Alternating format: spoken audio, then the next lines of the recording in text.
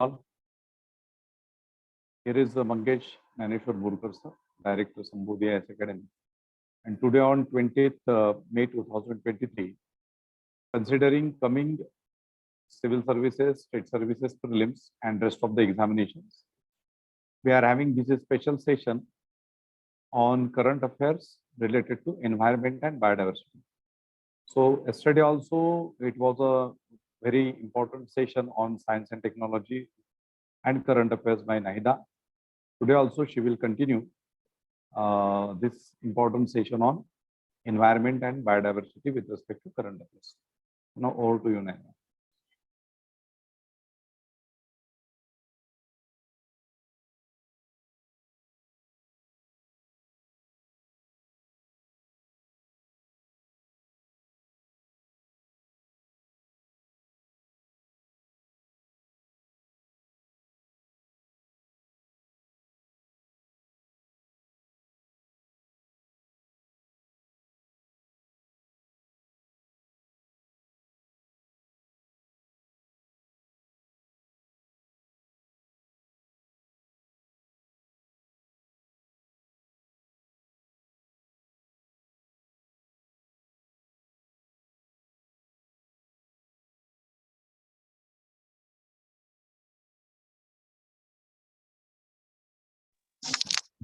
Screen दिख रही है ना?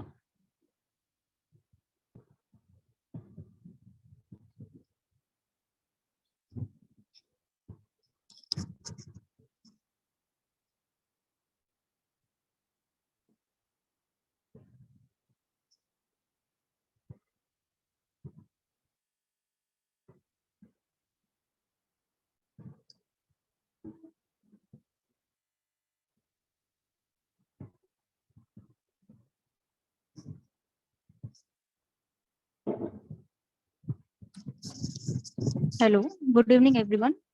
M I audible? Voice clear आ रही है क्या मेरी? यस. ओके. एंड स्क्रीन भी दिख रही है ना बराबर से? Okay. So today I will start with environment. Okay. So I will take only those issues which are in news.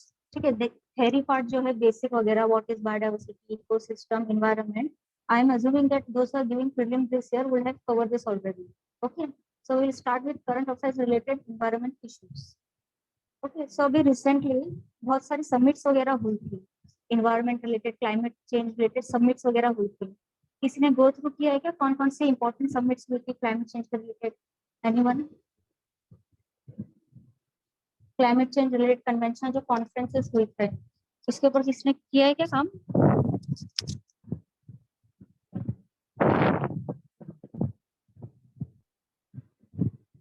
For example Stockholm conference, इसके बारे में किसने सुना है क्या? पहले स्टॉकहोम कॉन्फ्रेंस क्या है? यस. या. सो 1972 में स्टॉकहोम कॉन्फ्रेंस हुआ था, जहाँ पे फर्स्ट टाइम यूनाइटेड नेशंस और जितनी भी कंट्रीज है हमारी यूनाइटेड नेशन में 193 जो कंट्री है वो एक साथ आए थे और एक मीटिंग की थी उन्होंने. तो अभी रिसेंटली 2022 में इसके 50 इयर्स कंप्लीट हुए हैं स्टॉकहोम कॉन्फ्रेंस के. ओके. तो इसीलिए ये कॉन्फ्रेंस जो था वो न्यूज में था. तभी स्टॉकहोम कॉन्फ्रेंस में क्या हुआ था, 1972 में जो कॉन्फ्रेंस हुआ था उसमें United Nation Environment Programme UNEP सबने सुना रहेगा. ओके. सो ये लॉन्च हुआ था in this conference in 1972. UNEP बना था. अभी UNEP के बारे में सब लोग ने सुना रहेगा. ये बहुत सारी एनवायरनमेंट रिलेटेड जो रिपोर्ट्स वगैरह होती है ये बॉडी रिलीज करती है. ठीक है. किसी ने रियो अर्थ समिट के बारे में सुना है क्या? Rio Earth Summit? Yes, no? Yes. Yeah. ठीक है. सो रियो अर्थ समिट कौन से ईयर में हुआ था? ईयर याद है क्या?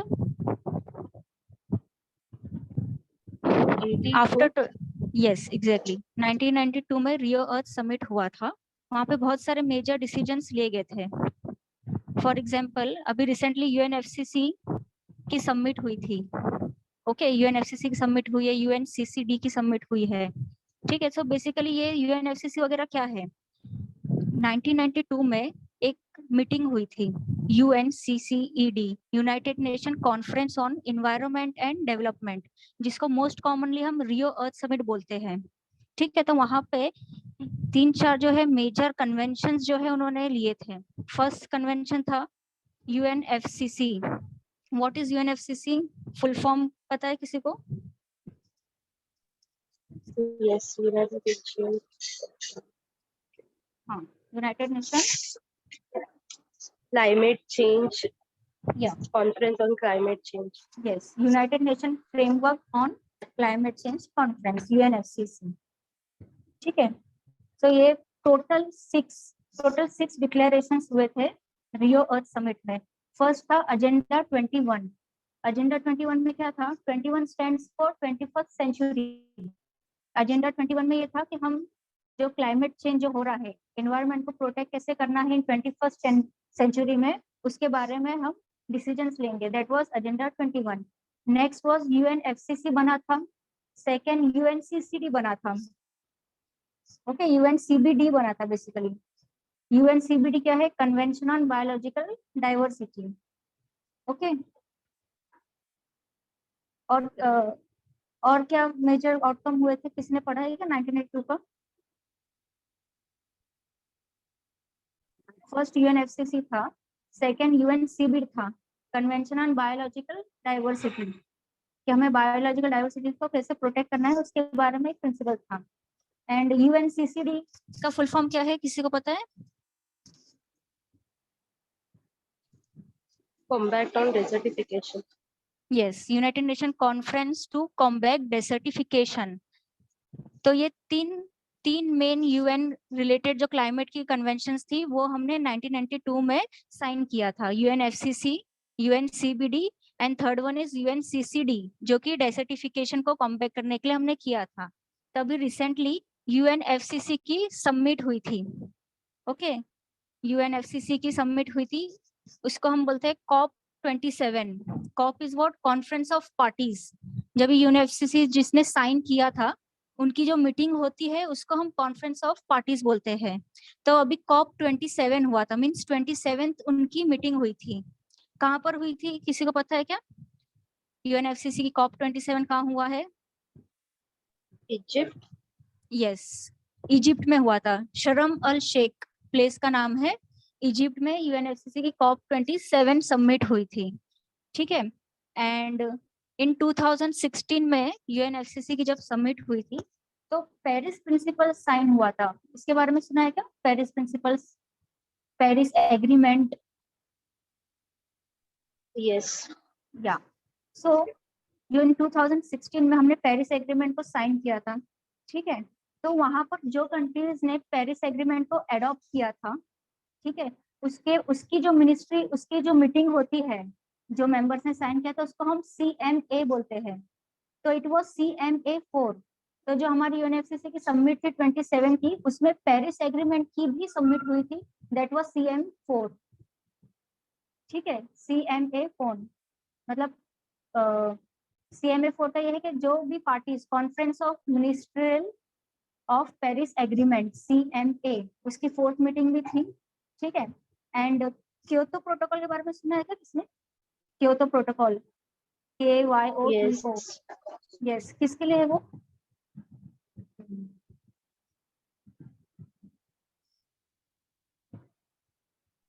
क्योतो प्रोटोकॉल किसके लिए था?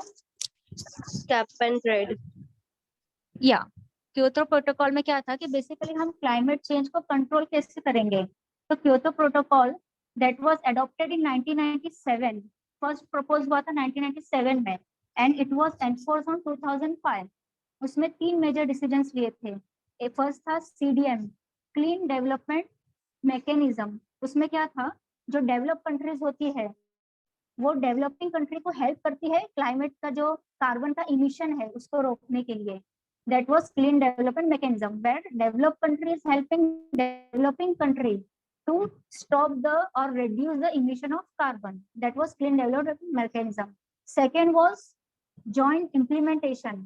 क्योतो प्रोटोकॉल के अंडर सेकेंड मैकेनिज्म क्या था? Joint implementation. इसमें था develop country was helping another develop country to reduce the emission. Okay, and third was था कार्बन ट्रेडिंग। फॉर एग्जांपल कोई कंट्री है, उसको इतना कोटा दिया हुआ है 1 टन कार्बन, अगर उतने से आपने अगर ज्यादा रेड्यूस किया इमिट, तो आपको एक for example carbon unit, carbon credit बोलते हैं उसको, परचेज करना पड़ता है। तो उसके लिए कार्बन ट्रेडिंग मैकेनिज्म किया था। तो ये तीन जो मेन है मैकेनिज्म, वो क्योतो प्रोटोकॉल में किया था हमने स्टार्ट। ठीक है, देन क्योतो प्रोटोकॉल की जो 17th मीटिंग थी, वो भी यूएनएफसीसी का जो भी 27 हुआ था, साथ में हुआ था। मतलब जो पार्टीज ने क्योतो प्रोटोकॉल साइन किया है उसकी 17th मीटिंग थी, जिसने पेरिस एग्रीमेंट साइन किया उसकी 4th मीटिंग थी। और जब यूएनएफसीसी बना था, जब से लेके पूरा अब तक के टोटल 27th मीटिंग थी।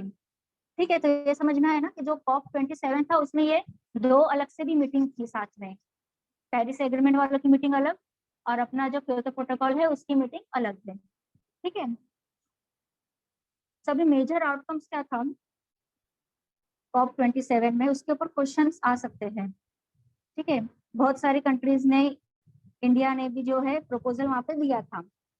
अब देखो मेजर आउटकम्स, देखो COP 27 का क्या होता। फर्स्ट है M for C, agriculture innovation mission for climate, M for C. ठीक है, it was initiated by USA and UAE. India इसका मेंबर नहीं है, आपको याद रखना है। Okay, India is not a member for M for C. और ये किसने लॉन्च किया था, यूएसए और यूएई। तो आप एग्जाम में वो पूछ सकता है कि इंडिया ने लॉन्च किया था या इंडिया इसका मेंबर है, ये साइन किया है क्या डिक्लेरेशन। तो India is not a member of this aim for C. Okay, इसमें लॉन्च हुआ था COP 27 में। अभी लास्ट ईयर COP 26 हुआ था यूएनएफसीसी का इन ग्लासगो यूके। तो वहां पे ग्लासगो में breakthrough agenda was sign. तो in 2022 there was a question on this, consider the following statement regarding breakthrough agenda। और यहाँ पे ऑप्शंस दिया था कि it was launch in UNFCCC 26 Glasgow summit. Second option was something India ने participate किया था कि नहीं। तो ऐसे जो भी डिक्लेरेशंस होते हैं मीटिंग्स में, उसको आपको ध्यान रखना है। तभी फर्स्ट वन हमारा क्या है, M for C, agriculture innovation mission for climate change by US and UAE. किसने लॉन्च किया है वो याद रखना है, और इंडिया ने पार्टिसिपेट किया है कि नहीं वो याद रखना है। तो फर्स्ट वाले में इंडिया ने पार्टिसिपेट नहीं किया है। नेक्स्ट क्या हुआ था, initiative on nutrition and climate change, I can initiative on nutrition and climate change. It was launch bye Egypt. Submit भी कहाँ हो रही है हमारी, इजिप्ट में हो रही है। तो इजिप्ट ने in coordination with WHO and FAO। WHO क्या है, world health organization, yes. And FAO क्या है, FAO, food and agriculture organization. Food agriculture. Yes yes yes. So ये सब क्या है, WHO, FAO, ये सब क्या है, यूनाइटेड नेशंस की स्पेशलाइज्ड एजेंसीज है। ठीक है, अभी आप लोग ने अगर IR पढ़ा रहेगा तो उसमें यूनाइटेड नेशन पढ़ा होगा। तो यूनाइटेड नेशन के कौन कौन से ऑर्गन है, जैसे यूनाइटेड नेशन जनरल असेंबली है, यूनाइटेड नेशन सिक्योरिटी काउंसिल है। ठीक है, तो उससे रिलेटेड बहुत सारे, टोटल 15 स्पेशलाइज्ड एजेंसीज है यूनाइटेड नेशन की। एक WHO हो गया, FAO हो गया। ठीक है, फिर आप लोगों ने वर्ल्ड टूरिज्म ऑर्गेनाइजेशन सुना रहेगा। ठीक है, ILO के बारे में सुना रहेगा, International Labour Organisation. ILO oldest body है जो 1919 में बनी थी। सो ऐसे total there are 15 United Nation related body. तो आपको ध्यान में देना है। एक बार क्वेश्चन आ चुका है यूपीएससी में कि जो वर्ल्ड ट्रेड ऑर्गेनाइजेशन है, it is a United related body, United Nation related body है, ऐसा क्वेश्चन स्टेटमेंट आया था। अब वो राइट है कि नहीं है, WTO है क्या बॉडी यूनाइटेड नेशन की, यस। ये प्रीवियस ईयर क्वेश्चन है, WTO वर्ल्ड ट्रेड ऑर्गेनाइजेशन। अच्छा, ये कब बना था वर्ल्ड ट्रेड ऑर्गेनाइजेशन, किसी को आइडिया है?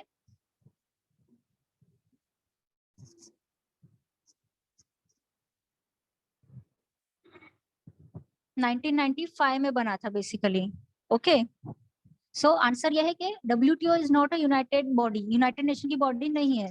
तो एग्जाम में ऐसा क्वेश्चन पूछ लिया था, तो आपको यूनाइटेड नेशन रिलेटेड जो ऑर्गेनाइजेशन है वो पूरा करना है। ओके, सो अभी हमने क्या देखा, इजिप्ट ने लॉन्च किया था initiative on nutrition and climate change. WTO 1995 में बना था, और जो इंटरनेशनल लेबर ऑर्गेनाइजेशन है 1999 का, उसका मैंने 1919 बोला था, ओल्डेस्ट बॉडी है वो। ठीक है, तो वो एक साइड नोट लिख लो आप लोग, ठीक है। अभी नेक्स्ट है इंटरनेशनल ICAN ड्रॉट। का हाँ यस, ICAN इंडिया मेंबर है क्या ICAN का? नहीं नहीं है मेंबर, ये सिर्फ नहीं है ना? इजिप्ट ने लॉन्च किया है। हाँ, इजिप्ट ने okay. With FAO and WHO। Yes, ठीक है। एंड नेक्स्ट है International Drought Resilience Alliance. It was launch by Spain and Senegal. Okay, India इसका मेंबर नहीं है, ये याद रखना है। नेक्स्ट है FAST initiative, food and agriculture for sustainable transformation initiative. Food and agriculture नाम में ही है, launch by FAO, food and agriculture. Okay, अभी एक नेक्स्ट है G7 and V20, vulnerable 20 countries का एक ग्रुप है। ठीक है, वल्नरेबल किससे वल्नरेबल है वो लोग? क्लाइमेट चेंज से। For example small island developing countries है हमारी, जैसे फिजी हो गया, मॉरिशस है, सेचेलिस है, छोटे छोटे आइलैंड कंट्रीज है। तो ये छोटे छोटे आइलैंड कंट्रीज का ग्रुप है V20, जिसको नाम दिया है वल्नरेबल 20, क्लाइमेट चेंज से वल्नरेबल है। ठीक है, आइस मेल्टिंग की वजह से वो आइलैंड कंट्री जो है वो डूब रही है। अभी रिसेंटली न्यूज में हमारा ये लक्षद्वीप के islands was in news. Munroe Island जो है केरला के साइड में, सेंट मुनरो आइलैंड है वो सिंक हो रहा है, वान आइलैंड है वो सिंक हो रहा है। तो ये दो प्लेसेस न्यूज में थी अभी, Munroe Island and Vaan Island, वो सिंक हो रहा है क्लाइमेट चेंज की वजह से। सो उसके लिए एक इनिशिएटिव है climate shield against climate risk. It was launch bye G7 and V20 countries. अभी इसका भी इंडिया मेंबर नहीं है। ओके,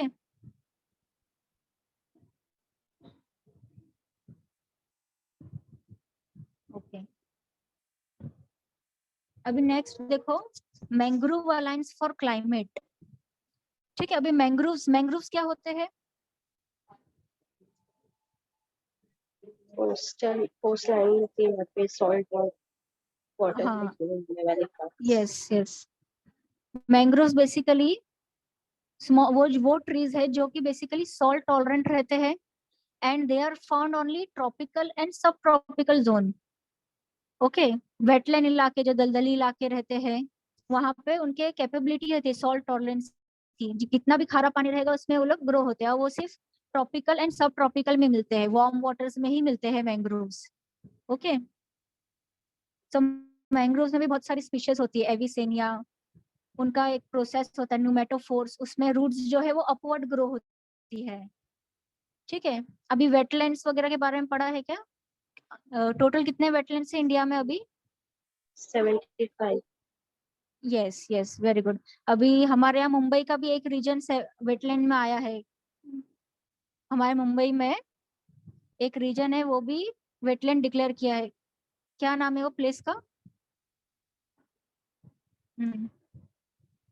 वही जहाँ हम बैठे हैं, हमारी क्लास है, वही नाम है। ठाणे क्रिक। Yes, yes. Thane Creek. Thane Creek is also included in wetland list. Okay. So ये Mangrove Alliance for Climate है. It was launched by UAE and Indonesia. अब इसका मेंबर है India. India is a member of this Mangrove Alliance for Climate Change. ठीक है.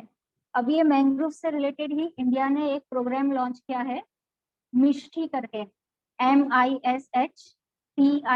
MISHTI. Actually इसका full form है mangroves for sustainable transformation करके पूरा है। तो मिष्टी किससे रिलेटेड है पूछ लेगा, तो मैंग्रोव्स को हमें कोस्ट लाइन के आसपास ग्रो करना है, उनका प्रोटेक्शन करना है, उसके लिए that was launch by India. तो एक बार वो मिष्टी के बारे में देख लेना, मैंग्रोव्स को कोस्ट लाइन के यहाँ पे प्रोटेक्ट करना है हमें, उसके रिलेटेड है, इंडिया ने लॉन्च किया था। ठीक है,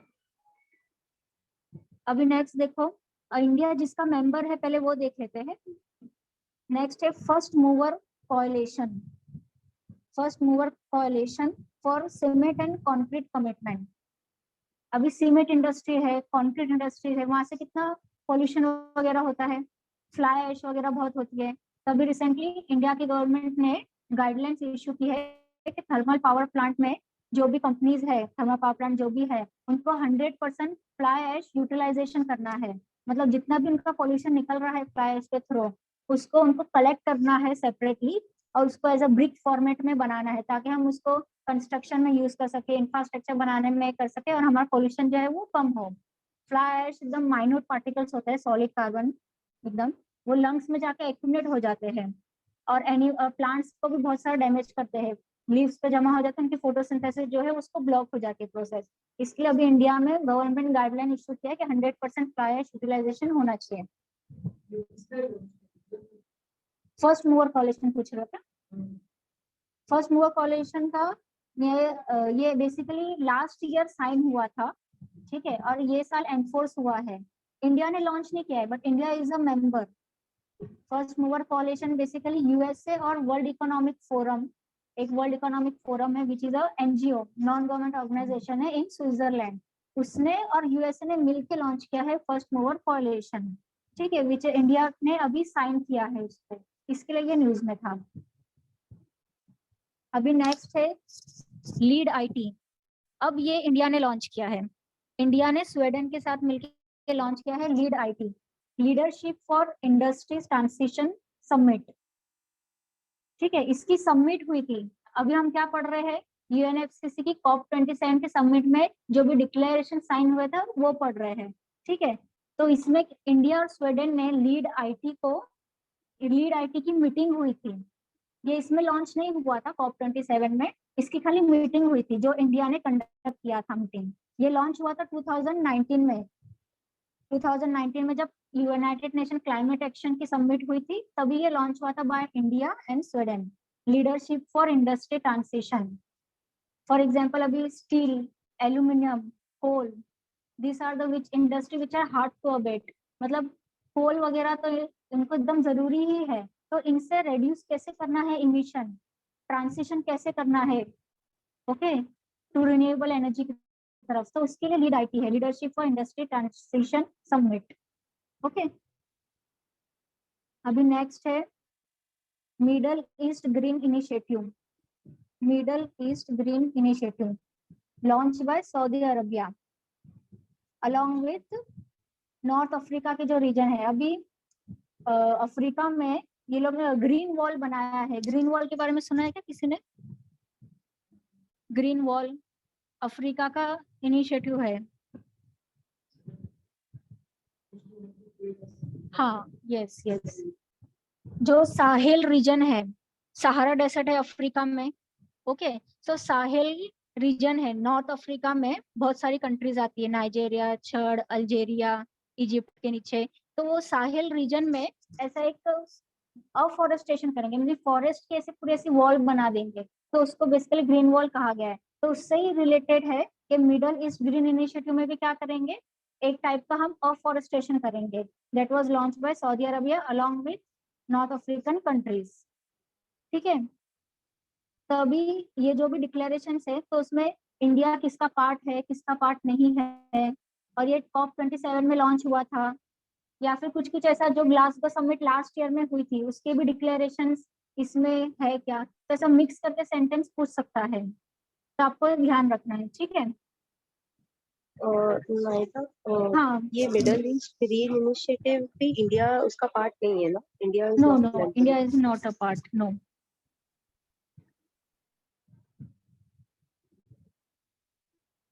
और किसी को कुछ डाउट है क्या? यूएनएफसीसी, यहाँ पे ये टॉपिक हमारा कंप्लीट होता है, यूएनएफसीसी, इसमें कुछ डाउट नहीं है ना किसी को?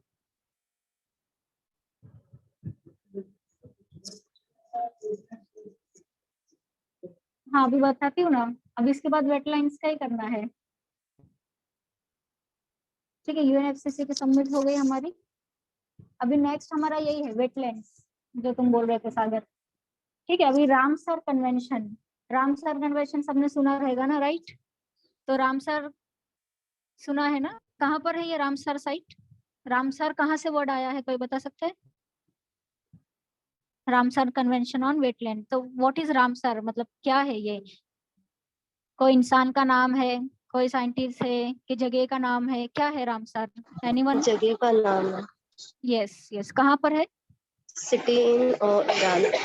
या ईरान। ईरान, ईरान में ये प्लेस है, रामसर कन्वेंशन, रामसर नाम की प्लेस है, वहां पे कन्वेंशन साइन हुआ था इन 1971 में। ठीक है, अभी वेटलैंड्स को हमें प्रोटेक्ट करना है। क्यों प्रोटेक्ट करना है वेटलैंड्स को? इम्पोर्टेंस क्या है कि ये वेटलैंड्स में बहुत सारी बायोडाइवर्सिटी होती है, बहुत सारी स्पीशीज को वो सपोर्ट करता है। ठीक है, अभी इंडिया में तो ऐसे बहुत सारे वेटलैंड्स है, देयर आर 200+ वेटलैंड्स है, बट रामसर साइट कितनी है? 75 ओनली, बट वेटलैंड्स तो बहुत है। वेटलैंड्स किसको बोलेंगे? जो भी दलदली इलाका है वो वेटलैंड हो गया बेसिकली। बॉग हो गया, सन हो गया, ये डिफरेंट डिफरेंट नाम है वेटलैंड्स के। ठीक है, लेकिन रामसर साइट सिर्फ उन्हीं लोगों को, उन्हीं प्लेसेस को दिया गया है जो कि बायोलॉजिकल बायोडाइवर्सिटी के पॉइंट ऑफ व्यू से इंपॉर्टेंट है। फॉर एग्जाम्पल कोई वेटलैंड है, किसी वो बर्ड स्पीशीज को सपोर्ट कर रहा है, उसका हैबिटेट दे रहा है, तो उसके लिए जो इम्पोर्टेंट प्लेसेस है सिर्फ उसी को ही रामसर साइट में किया गया है। ठीक है, अभी फर्स्ट रामसर साइट कौन सी थी पूरे वर्ल्ड में? ऑस्ट्रेलिया का कोबर पेनिनसुला। कोबर peninsula was the first Ramsar site in the world. Australia में कोबर पेनिनसुला है। ठीक है, और पूरे वर्ल्ड में सबसे ज्यादा रामसर साइट्स कहाँ पे? यूके में है, यूनाइटेड किंगडम्स। ठीक है, अभी ये मतलब अच्छा नहीं है। आप रामसर साइट में क्यों आ रहे हो? क्योंकि वो जगह पे आपको प्रोटेक्ट करना है, ध्यान देना है, तो सबसे ज्यादा यूके का है, मतलब उन्होंने कम ध्यान दिया है। ठीक है, उनको और ध्यान देने की जरूरत है। 175 साइट्स है यूके में। ठीक है, अभी ये है रामसर साइट्स पूरे इंडिया की 75। ये देखो, अभी सबसे ज्यादा कहाँ पे दिख रही है आप लोग को साइट? देख लो, देखने से ही पता चल जाएगा कि इंडिया में सबसे ज्यादा कहाँ पर है रामसर साइट्स। मिला क्या सागर? हाँ, राइट राइट। सबसे ज्यादा रामसर साइट तमिलनाडु में है। There are 14 Ramsar sites. ठीक है, थोड़ा इसको जूम करते हैं। क्या? हाँ, नेम्स उसके ही है ना रामसर साइट्स के। ठीक है, सो देखो कितने सारे नाम है। Pichavaram mangroves, Karikili bird sanctuary, Vellore bird sanctuary, Vaduvur bird sanctuary. ठीक है, पिछावरम, कलिकिली, वेल्लोर, वादुवुर, ऐसा चार चार नाम लेके उसको आपको रट्टा ही मारना पड़ेगा, नो ऑप्शन। ठीक है, हाँ पूछ देगा। मैच द फॉलोइंग 2022 का क्वेश्चन था, होकेरा वेटलैंड कहाँ पर है, और साइड में दूसरी साइड दी थी हरियाणा वगैरह। ठीक है, रोपर वेटलैंड कहाँ है, वहां पे स्टेट दिया था। मैच द कॉलम में 2022 का क्वेश्चन है, वेटलैंड पूछ दिया था, तो Hokera wetland is in Jammu Kashmir. तो ये मैच द कॉलम में पूछेगा, तो आपको स्टेट वाइज पूरा याद करना है कि कौन कौन से साइट कहाँ पर है। ठीक है, या फिर ऐसा भी क्वेश्चन आ सकता है, there are 4 Ramsar sites in North East India. देखो कहाँ कहाँ पर है। आसाम में एक साइट है दीपोर बिल। ठीक है, मणिपुर में एक साइट है लोकटक लेक, त्रिपुरा में रुद्र सागर, और रिसेंटली अभी मिजोरम में पाला वेटलैंड को दिया गया है। 3 पहले से थे, अभी मिजोरम एक न्यू ऐड किया है, पाला वेटलैंड जो है। सो ऐसा भी क्वेश्चन दे सकते हैं कि there are 4 wetlands in North East India. ठीक है, सब में एक एक है, और हाईएस्ट कहाँ पर है? तमिलनाडु में है। ठीक है, तो अभी वादुवुर बर्ड सेंचुरी तक आए थे हम। नेक्स्ट क्या है? चित्रांगुड़ी बर्ड सेंचुरी। ये नाम तो 3-4 बार रटो तो आप लोग को याद हो जाएगा, चित्रांगुड़ी बर्ड सेंचुरी। ठीक है, तुमने ज्वाइन नहीं किया है क्या सागर? किया है ना, देख रहे हो ना। ठीक है, नेक्स्ट है Vedanthangal bird sanctuary, Vembanur wetland complex, Kanjirankulam bird sanctuary. अभी ये नाम पढ़ के तुम लोग को समझ जाएगा कि ये तमिलनाडु में ही होगा। ठीक है, हाँ, Koonthankulam bird sanctuary, Pallikaranai marsh reserve forest. और नेक्स्ट क्या है? सुचिंदरम थेरूर, शशि थेरूर नहीं, सुचिंदरम थेरूर है। ठीक है, नेक्स्ट है Udhaya Marthandapuram bird sanctuary, gulf of Mannar, point Calimere. अब ये लास्ट के 2 पहले से थे, गल्फ ऑफ मन्नार पहले से था, पॉइंट कैलीमियर पहले से था, बाकी सब जितने भी है वो सब ऐड किए गए हैं इन 2 सालों में, 1.5-2 सालों में पूरा ऐड किया है। ठीक है, तमिलनाडु हो गया। अभी नेक्स्ट सबसे ज्यादा कहाँ है वेटलैंड? उत्तर प्रदेश। अभी उत्तर प्रदेश में देखो सब मोस्टली एस से स्टार्ट हो रहा है, सरसाई, संधि, समन, सूर सरोवर। तो ऐसा एस से याद रखो, सरसाई, संधि, समन, सूर सरोवर कहाँ पर है? यूपी में है। सरसाई, संधि, समन, सूर सरोवर यूपी। तो एस एस एस एस से याद रखना है। फिर स के बाद प, पार्वती, अर्गा, बर्ड सेंचुरी। ठीक है, स से सब हो गए, फिर प याद रखना है, Parvati, Arga, bird sanctuary. Then Nawabganj bird sanctuary, नाम से ही लग रहा है नवाब, लखनऊ, यूपी में होगा। ठीक है, तो कैसे याद करना है इनको, कैसा रट्टा मारना है वो मैं एक बार बता रही हूँ तुम लोग को। ठीक है, नहीं तो ऐसा तुम लोग डायरेक्टली पढ़ के कर सकते हो डायरेक्टली। ठीक है, एक बार डिस्कस किया तो क्या दिमाग में याद रहेगा आपको। ठीक है, स से हो गया, पार्वती, अर्गा हो गया।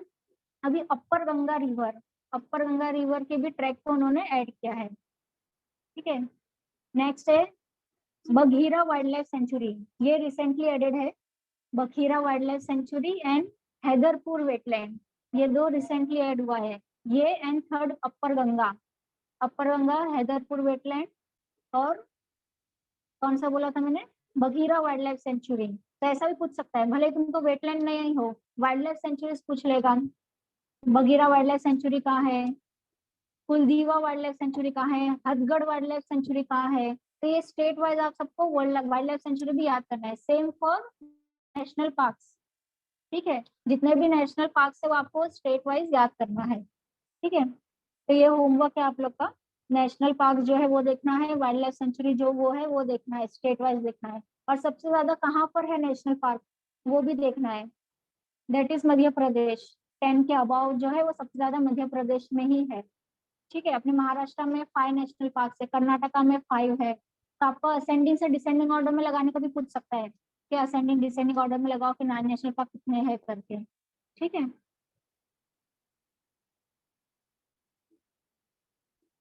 अभी जम्मू और कश्मीर में भी रिसेंटली 2 ऐड हुआ है, शालबाग, हैगम। शालबाग वेटलैंड अलग से और हैगम वेटलैंड अलग से। शालबाग, हैगम ये रिसेंटली एडेड है। और ये वूलर लेक, होकेरा, सुनीसर, मानसर ये सब पहले से था। और ये एग्जाम में होकेरा पूछ चुका है वेटलैंड, लास्ट ईयर होकेरा पूछा था। रिसेंटली एडेड कौन से ऐसा तो नहीं पूछेगा, बट वो स्टेट वाइज पूछ देगा। अभी लास्ट ईयर होकेरा और सुरिनसर, मानसर ऐड हुआ था जम्मू कश्मीर का। एंड लद्दाख में 100 पर 100 मोरिरी, ये चारों लास्ट ईयर ऐड हुए थे। तो 2022 में पूछ दिया था। तो अभी इस बार चांसेस है कि पूछ सकता है, मैच द कॉलम में पूछेगा आपको स्टेट वाइज लगाने को। ठीक है, अभी महाराष्ट्र में हमारे कौन कौन से, लोनार लेक। अभी 2 साल पहले लोनार लेक, 1 साल पहले लोनार लेक न्यूज में थी, क्यों थी पता है किसी को? कुछ हुआ था वहां पे, मीन्स इन्वायरमेंट रिलेटेड की न्यूज थी वहां पे। कि वो पिंक हो जाएगा। Yes yes right, Lonar lake क्या हो गया था, पिंक हो गई थी या बिकॉज ऑफ अल्गल ग्रोथ। अलगी जो थी वो ग्रो हुई थी तो वहां पे पूरी पिंक हो गई थी। ठीक है, बेसिकली ये लोनार लेक क्या है, it is a crater lake. Earth से जब क्रेटर टकराया था ना, अर्थ से जब मिटियोर टकराया था तो वहां पे डिप्रेशन बन गया था। तो that is a Lonar lake is a crater lake in Buldhana district में। ठीक है, नेक्स्ट है ठाणे क्रीक हमारा। And next Nandur Madhmeshwar. अब ये नांदूर मधमेश्वर जो है ये एक फिश के लिए फेमस है, देवलाली मिनो। तो ये देवलाली मिनो करके ये फिश है वो यहाँ पर मिलती है, नांदूर मधमेश्वर। तो ये वेटलैंड के थोड़े थोड़े फीचर्स है, ये भी थोड़े आपको ध्यान में रखना है। नांदूर मधमेश्वर जो अपने महाराष्ट्र में, यहाँ पे देवलाली मिनो फिश मिली थी। नेक्स्ट है गोवा। गोवा का ये फर्स्ट वेटलैंड है, रिसेंटली ऐड हुआ है, Nanda lake. Nanda lake first है। सेम फॉर कर्नाटका, कर्नाटक को भी उसको फर्स्ट वेटलैंड मिला है। अभी तक से कुछ भी वेटलैंड नहीं था उसके पास, अभी रिसेंटली ऐड हुआ है इन गोवा एंड कर्नाटका। कर्नाटका में क्या है, रंगनाथीथु बर्ड सेंचुरी, रंगनाथीथु। तब इसको तमिलनाडु नहीं लगाना है, केरला नहीं लगाना है, कहाँ पर है, कर्नाटका में है, याद रखना है। ठीक है, आंध्र प्रदेश में कोलेरू लेक, ये पहले से था। ठीक है, केरला में अष्टमुडी, सस्तनकोटा, वेम्बानन, ये भी ऑलरेडी पहले से प्रेजेंट था। ठीक है, ऐसा भी क्वेश्चन आ सकता है नॉर्थ टू साउथ में अरेंज करो। अभी केरला का ये सब जो भी अरेंजमेंट दिया है नॉर्थ टू साउथ में ही दिया हुआ है, अष्टमुडी, सस्तनकोटा, वेम्बानन। ठीक है, अभी नॉर्थ टू साउथ देगा तो आपको थोड़ा स्टेट वाइज दे सकता है, तो स्टेट का इंडिया का मैप याद रहेगा तो आपको हो सकता है। ठीक है, यूपी हो गया हमारा, कर्नाटक, तमिलनाडु, मध्य प्रदेश। मध्य प्रदेश में देखो साख्या सागर, यशवंत सागर, दोनों सागर मध्य प्रदेश में। ठीक है, सागर ओके, साख्या सागर, यशवंत सागर और सिरपुर वेटलैंड, ये तीनों रिसेंटली एडेड है। Bhojpur wetland was already there. Madhya Pradesh में 4 है, सबसे ज्यादा तमिलनाडु में, सेकंड यूपी में है। ठीक है, नेक्स्ट गुजरात। गुजरात में नाल सरोवर पहले से था, खिजादिया रिसेंटली एडेड, ठोल वेटलैंड अभी ऐड हुआ है, वाधवन वेटलैंड। ठीक है, नाल सरोवर, खिजादिया, वाधवन, ठोल, ये 4 इन गुजरात। ठीक है, अभी रामसर साइट में ही एक मॉन्ट्रेक्स रिकॉर्ड होता है, किसी को पता है क्या मॉन्ट्रेक्स रिकॉर्ड के बारे में? What is Montreux record?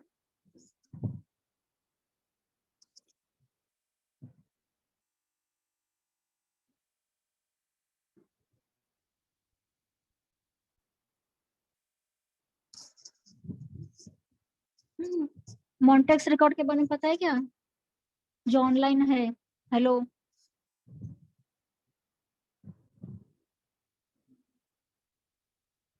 Yes, no? और यस, हाँ, क्या है मॉन्ट्रेक्स रिकॉर्ड?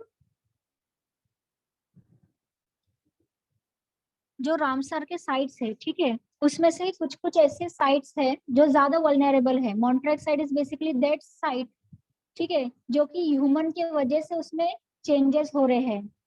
चेंजेस ह्यूमन की वजह से जो वहाँ पे चेंजेस हो रहे हैं उसका वहाँ पे ज्यादा इम्पैक्ट हो रहा है, तो वो साइट्स को हम मॉन्ट्रेक्स रिकॉर्ड में एडिट किया है। तो इंडिया में ऐसे सिर्फ 2 ही साइट्स है, ठीक है, जो मॉन्ट्रेक्स रिकॉर्ड में है। एक लोकतक लेक और दूसरा Keoladeo national park. Keoladeo national park in Rajasthan. और लोकतक लेक कहाँ पड़ा था? लोकतक लेक अभी पड़ा मणिपुर। था। हाँ, yes, Loktak lake in Manipur और केलादेव इन राजस्थान, ये 2 साइट्स है जो मॉन्ट्रेक्स रिकॉर्ड में है। एक थर्ड साइट भी थी जिसको अभी रिसेंटली रिमूव कर दिया गया है, क्योंकि वहां पे अभी पॉजिटिव चेंजेस दिखने को मिले थे, इसलिए एक तीसरे साइट जो थी इंडिया में इन मॉन्ट्रेक्स रिकॉर्ड, उसको रिमूव कर दिया है। कौन सी साइट थी? केलादेव, KELEO, केलादेव। उसमें लिखा है ना, मैप में देखो, यहाँ पर है, थोड़ा यहाँ से कट गए, केलादेव घना नेशनल पार्क लिखा है, देखो दिखा ना, तो के वहां पे कट गया है, थोड़ा लिख लेंगे। ठीक है, थर्ड साइट कौन सी थी पता है क्या मॉन्ट्रेक्स रिकॉर्ड में, जिसको अभी रिसेंटली डिलीट कर दिया है? एक हिंट है, उड़ीसा में थी वो site. Chilika lake. Yes, very good, Chilika lake. Chilika lake in Odisha, पहले वो मॉन्ट्रेक्स रिकॉर्ड में थी बट वहां पे पॉजिटिव इंप्रूवमेंट दिखा है, तो उस वजह से रिमूव कर दिया गया है। ठीक है, एंड लोकतक लेक के बारे में सुना है क्या? मतलब वहाँ का वेजिटेशन में क्या स्पेशलिटी है, वहाँ पे एक नेशनल पार्क जो मिलता है। हाँ, राइट, हाँ, ऑनलाइन स्टूडेंट्स, लोकतक लेक का कुछ स्पेशल है क्या वहाँ पे वेजिटेशन रिलेटेड, या कोई नेशनल पार्क है वहाँ पे, पता है क्या किसी को? वहाँ पे संगाई डांसिंग डियर्स की स्पीशीज उनकी सिर्फ वही जन्नत। Okay okay, actually I am asking about phumdis vegetation. Loktak lake is famous for Fumdis vegetation. PHUMDIS, Fumdis vegetation. It is basically decomposing जो plants होते हैं, ठीक है, वहां पर उसका एक पूरा सा आइलैंड जैसा बना हुआ है। तो केबल नाम जो नेशनल पार्क के बारे में आपने सुना रहेगा, केबल नाम जो national park, it is the India's only floating national park which is located in Loktak lake. ठीक है, तब ये वेटलैंड्स का Can you समझा ना? repeat the species? Can you spell it? Sorry, vegetation name. और हाँ, vegetation Yeah, Fumdis. PHUMUMDIS. Yes. Yes. DIS. Thank you. या फुमडीज वेजिटेशन। ठीक है, नेक्स्ट बिहार में कबरतल वेटलैंड, उत्तराखंड में आसाम कन्वर्जेशन रिजर्व। ठीक है, सब जगह एक एक है अभी। हिमाचल प्रदेश में 3 है, Pong dam lake, Renuka wetland and Chandertal wetland. ये स्टेट वाइज आपको पूरा याद करना रहेगा। ठीक है, तो अभी नेक्स्ट टॉपिक पे चलते हैं। ओके, अभी recently project tiger was in news. ठीक है, प्रोजेक्ट टाइगर क्या है वैसे?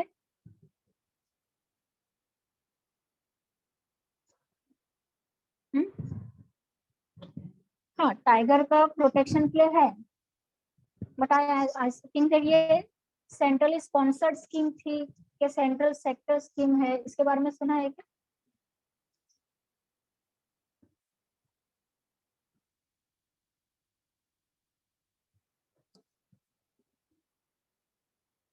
It was a central sponsored scheme. Schemes होती है गवर्नमेंट की, 2 टाइप के होते हैं। सेंट्रल स्पॉन्सर्ड मतलब स्टेट प्लस गवर्नमेंट दोनों इसको स्कीम को सपोर्ट करेंगे, और सेंट्रल सेक्टर में खाली सेंटर करेंगे। So project tiger, project elephant, ये जितने भी है this are all central sponsored scheme. तो प्रोजेक्ट टाइगर न्यूज में था क्योंकि रिसेंटली अभी उसकी 50 ईयर्स कंप्लीट हुआ है।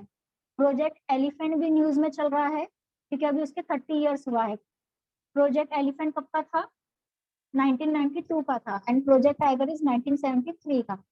ठीक है, सभी इंडिया में टोटल कितने टाइगर रिजर्व है ये पता है क्या? 53। Yes right, total 53 tiger reserves है। एंड एलिफेंट रिजर्व्स कितने हैं? Elephant reserve total recently add हुआ है उसमें भी एलिफेंट 33। रिजर्व्स भी। Yes, very good. There total 33 elephant reserves. Okay, first अभी प्रोजेक्ट टाइगर देखते हैं। अभी लास्ट 2018 में सेंसस हुआ था। प्रोजेक्ट टाइगर का सेंसस 2018 में हुआ था। एवरी 4 इयर्स पे हम टाइगर सेंसस जो है कंडक्ट करते हैं। तभी रिसेंटली 2022 में कंडक्ट हुआ है। पूरी डिटेल रिपोर्ट तो नहीं आई है, बट खाली न्यूज प्रेस में प्राइम मिनिस्टर ने रिलीज किया था डेटा। उसके अकॉर्डिंग क्या है, there have been 6.7% increase in tiger population. ठीक है, पहले कुछ 2967 होता था, अभी 3167 हुआ है, मतलब 200 टाइगर्स और ऐड हुए हैं। ठीक है, अभी रिसेंटली मैसूर में इंडिया ने इंटरनेशनल बिग कैट अलायंस को भी होस्ट किया था। तो जितनी भी टाइगर रेंज कंट्रीज है, there are total 13 tiger range countries. ठीक है, कौन कौन सी है? इंडिया है, मलेशिया है, लाओस है, चाइना, मंगोलिया, जितना भी हमारा सेंट्रल एशिया और ये साउथ ईस्ट एशिया रीजन है, थोड़ा हिंदू कुश हिमालय रीजन के पास की जो कंट्रीज है, वो सब टाइगर रेंज कंट्रीज में आती है। ठीक है, अभी टाइगर से रिलेटेड एक GTF है, ग्लोबल टाइगर फोरम। तो उसमें 13 टाइगर रेंज कंट्रीज है, प्लस यूके भी है, which is not a tiger range country, but अभी रिसेंटली यूके ने ज्वाइन किया है ग्लोबल टाइगर फोरम। बेसिकली एक और जी, हाँ हाँ 13+1। ठीक है, तो अभी ग्लोबल टाइगर फोरम 13+1 कंट्रीज है। Then global tiger initiative only 13 countries जो है हमारी, उन्होंने इशू किया है। ठीक है, और इससे रिलेटेड एक डिक्लेरेशन था, टाइगर्स की पॉपुलेशन को हमें डबल करना है। ठीक है, वो 2018 में हमने साइन किया था। किसी को पता है क्या वो डिक्लेरेशन के बारे में? 2x2 डिक्लेरेशन था कोई, टाइगर की पॉपुलेशन को डबल करना है। किसी को पता है क्या नाम वो डिक्लेरेशन का? TX2 करके था, TX2।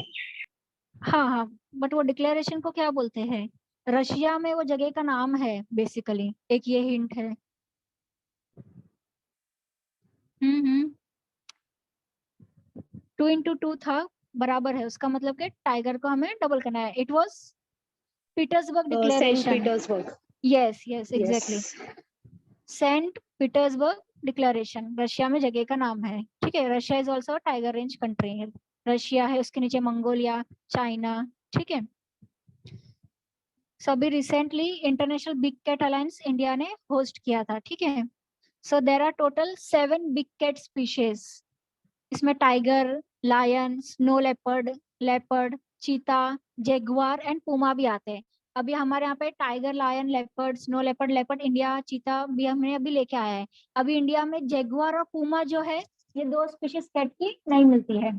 So jaguar and puma is not found in India, okay. तो टाइगर सेंसस हमने देख लिया, 2.7% इंक्रीज मिला है, ठीक है। फुल रिपोर्ट नहीं आई है, सिर्फ थोड़ी सी प्रेस रिलीज हुआ था, उसमें गवर्नमेंट ने ये बोला है। अभी टोटल टाइगर रिजर्व कितने हैं हमारे? 53 है, ठीक है। तो अभी ये इसका मैप है हमारा। रिसेंटली राजस्थान में ऐड हुआ था, रामगढ़ विषधारी टाइगर रिजर्व राजस्थान में ऐड हुआ था, ठीक है। अभी चीता री इंट्रोडक्शन हुआ था, कौन से नेशनल पार्क में हुआ था? कौन से नेशनल पार्क में चीता हुआ था री इंट्रोडक्शन? रेंज मध्य प्रदेश। हाँ, मध्य प्रदेश में which national park? Kuno Palpur national park. Yes, Kuno Palpur national park में रिसेंटली चीतास को जो है वो हमने किया था, ठीक है। नामीबिया से 8 चीतास लाए थे। अभी रिसेंटली कुछ साउथ अफ्रीका से भी 12 भी लाने की चल रही है। उसमें से कुछ 1-2 डाई भी हो गए हैं चीता। 3 हो गए क्या?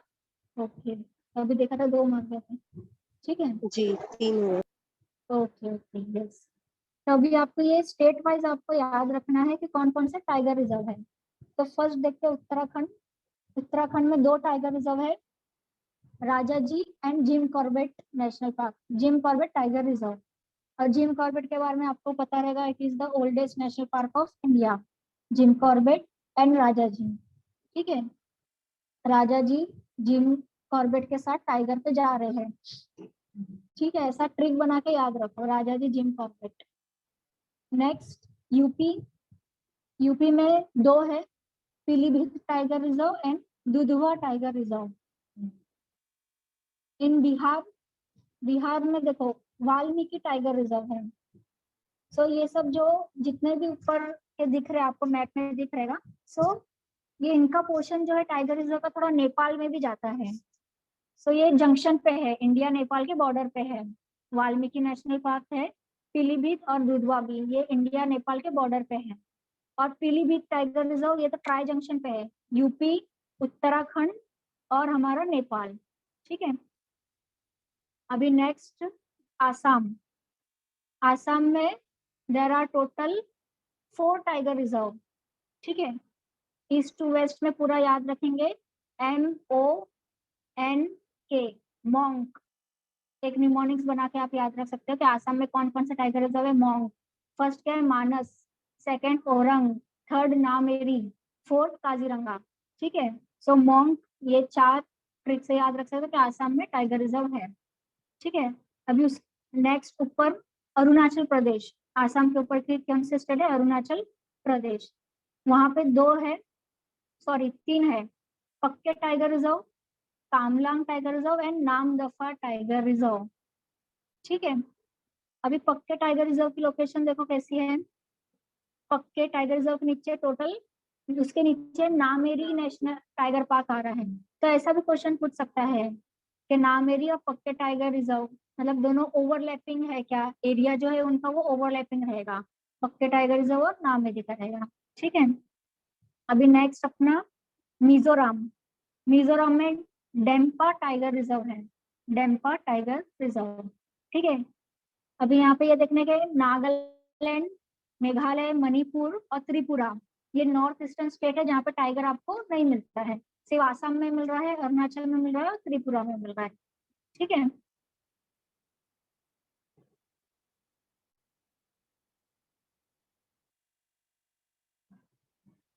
एंड देन साउथ इंडिया में देखेंगे, तमिलनाडु। तमिलनाडु में मुदुमलाई, सत्यमंगलम, अन्नामलाई, श्रीविल्लिपुतूर, मेघमलाई, जितने भी मलाई सब तमिलनाडु में, ठीक है। कलक्कड़, मुंदनतुरई इन तमिलनाडु, ठीक है। एंड कर्नाटका। कर्नाटका में फर्स्ट क्या है? आंशी धनवेली, आंशी धंधेली, इसको काली भी बोलते हैं, ये रिवर का नाम है बेसिकली।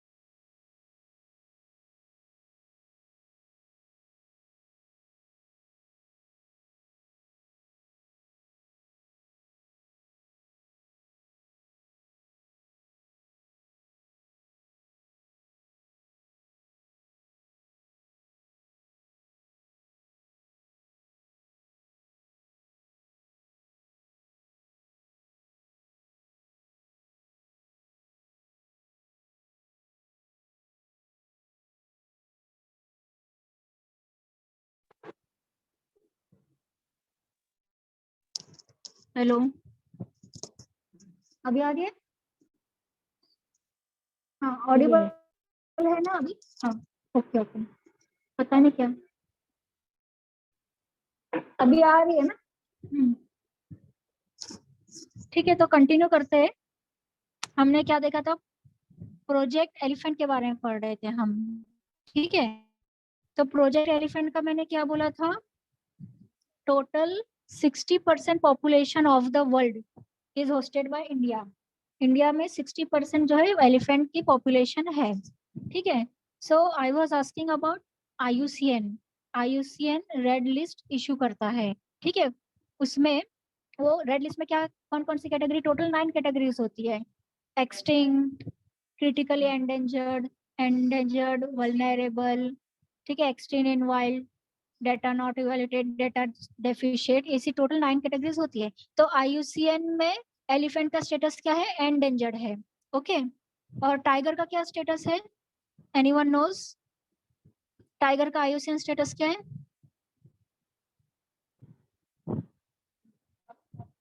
एलिफेंट का एंडेंजर्ड।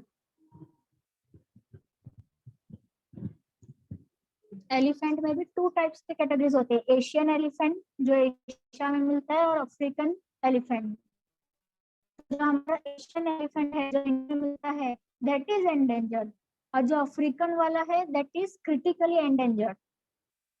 अफ्रीकन फॉरेस्ट में जो मिलता है वो क्रिटिकली एंडेंजर्ड, और अफ्रीकन सवाना में जो मिलता है that is endangered. Further category है उसकी, जो फॉरेस्ट में मिल रहा है वो क्रिटिकली एंडेंजर्ड। सवाना वाला, सवाना क्या होता है? बेसिकली ग्रासलैंड्स होते हैं अफ्रीका में, तो वहां पे एंडेंजर्ड है। ठीक है, मैंने क्या क्वेश्चन पूछा था अभी? हाँ, टाइगर। टाइगर का IUCN स्टेटस क्या है? यस, ऑनलाइन जो है स्टूडेंट्स।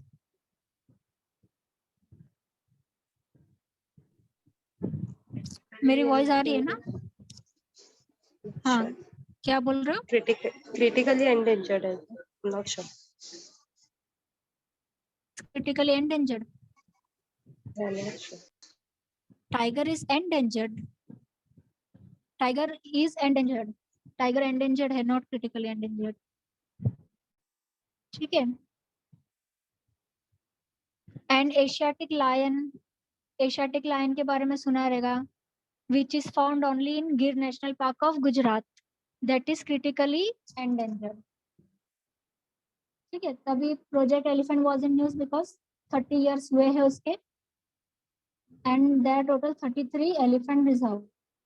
ठीक है, अभी किसी ने माइक साइट्स के बारे में सुना है क्या? MIKE, MIKE, MIKE, monitoring of illegal killing of elephant, MIKE. Yes, ठीक है, एलिफेंट रिजर्व भी है और कुछ कुछ। हाँ, माइक किसका इनिशिएटिव है ये? कोई बता सकता है क्या? माइक साइट्स कौन रिलीज करता है? वो ऑर्गेनाइजेशन क्या क्या नाम है? किसके अंडर होता है ये माइक्स साइट्स? अच्छा, ये सुना है क्या? Sites, CITES, sites. क्या है साइट्स? CITES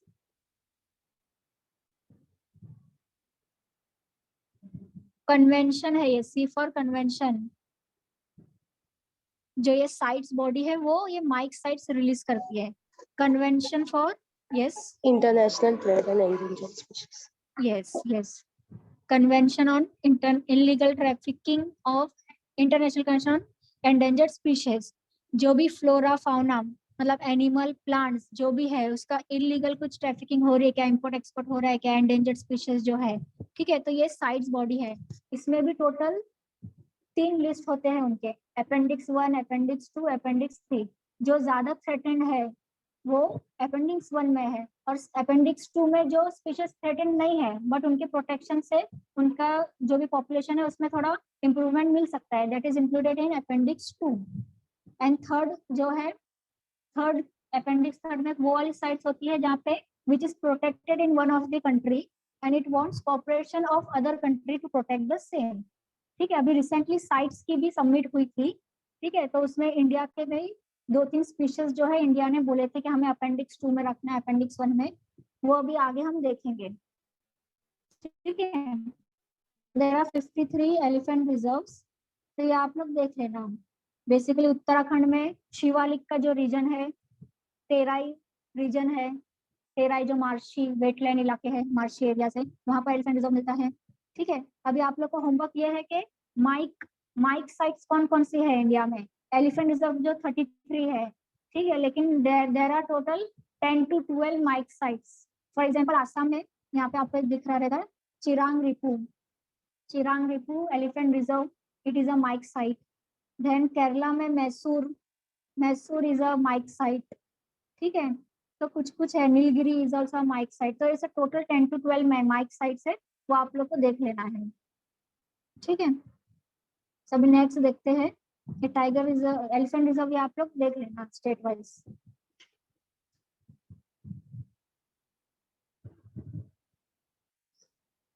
अभी रिसेंटली कुछ लॉज थे, उसको अमेंडमेंट किया गया है। ठीक है, ये वाइल्ड लाइफ प्रोटेक्शन लॉ के बारे में सुना रहेगा आप लोग ने। वाइल्ड लाइफ प्रोटेक्शन लॉ कौन से ईयर में आया था? वाइल्ड लाइफ प्रोटेक्शन लॉ अभी रिसेंटली इसमें अमेंडमेंट हुआ है लॉ में। ठीक है, वाइल्ड लाइफ प्रोटेक्शन लॉज कौन से ईयर में आया था? एनीवन? 1972। Yes, good. 1972 में आया था वाइल्ड लाइफ प्रोटेक्शन एक्ट, उसका भी रिसेंटली अमेंडमेंट हुआ है। ठीक है, सो ये जो जितना भी हम देखते हैं, नेशनल पार्क हो गया, जू हो गया, बायोडाइवर्सिटी हेरिटेज साइट्स हो गई, कम्युनिटी रिजर्व्स हो गया, ठीक है, इन सबको प्रोटेक्टेड स्टेटस कौन देता है? नेशनल पार्क किसके अंडर फॉर्म होता है? So it is this law, wild life protection law के अंदर ही कोई भी नेशनल पार्क वगैरह है, इसको हम नोटिफाई करते हैं बेसिकली। ठीक है, एंड टाइगर रिजर्व कैसे नोटिफाई होता है? एक एनटीसीए करके बॉडी है, नेशनल टाइगर कंजर्वेशन अथॉरिटी।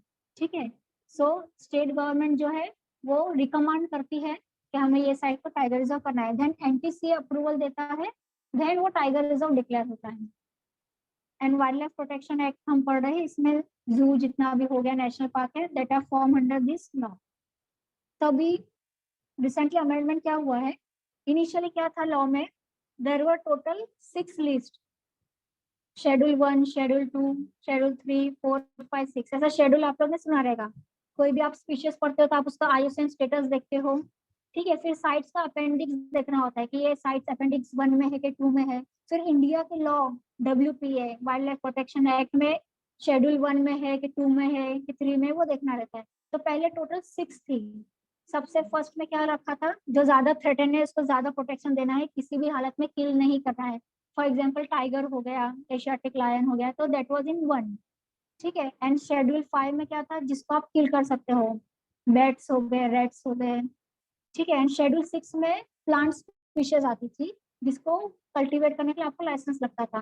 तो 2021 में क्वेश्चन आ गया था कि if following plant, if any plant is included in schedule 6 तो क्या होगा? देन ऑप्शन में था कि you will require licence to grow this. तो पहले टोटल 6 लिस्ट थी, तभी उसको उन्होंने रिमूव कर दिया है। तो देर आर अभी टोटल सिर्फ कितनी हो गई है? 4। There are only 4 list, schedule 1, 2, 3, 4। ठीक है, अभी उसमें चेंजेस ये किए उन्होंने कि जो अभी हमने साइट्स के बारे में बात किया, अपेंडिक्स 1, 2, 3, तो जो भी एनिमल्स अपेंडिक्स में आ रहे हैं साइट्स के, उनको इन्होंने ये लिस्ट में इंक्लूड किया है, जो कि पहले नहीं था। साइट्स के जो भी स्पीशीज है उसको लिस्ट में, समझो वो शेड्यूल 1 है, लायन है तो वो 1 में रहेगा उसके हिसाब से। लेकिन अभी इन्होंने ये चेंज किया है कि जितनी भी साइट्स में प्रोटेक्टेड स्पीशीज है उसको हम शेड्यूल 4 में रखेंगे। ठीक है, तो शेड्यूल 4 में कौन से है? जो साइट्स में प्रोटेक्टेड है, साइट्स के अपेंडिक्स में जो भी स्पीशीज प्रोटेक्टेड है, that will be included in schedule 1। Okay, and schedule 1 में same highest level of protection दिया जाएगा। शेड्यूल 2 सेम, थोड़ा लेसर प्रोटेक्शन रहेगा एज कम्पेयर टू 1। और शेड्यूल 3 में प्लांट स्पीशीज कर दिया है, पहले 6 में था प्लांट स्पीशीज, उसको 3 में कर दिया है। और 4th वाला न्यू ऐड किया है जिसमें साइट्स 4 कर दिया है। ठीक है, rationalisation of schedules, schedules number कर दिया। मेजर यही है इसमें, और बाकी सब कंट्रोल ऑफ सेंचुरीज कौन देखेगा? वाइल्ड लाइफ सेंचुरी है। हाँ, यस। शेड्यूल 4 में आपने क्या बोला? हाँ, शेड्यूल 4 में मैंने ये बोला कि those species that are protected in appendix of sites that will be included in schedule 4.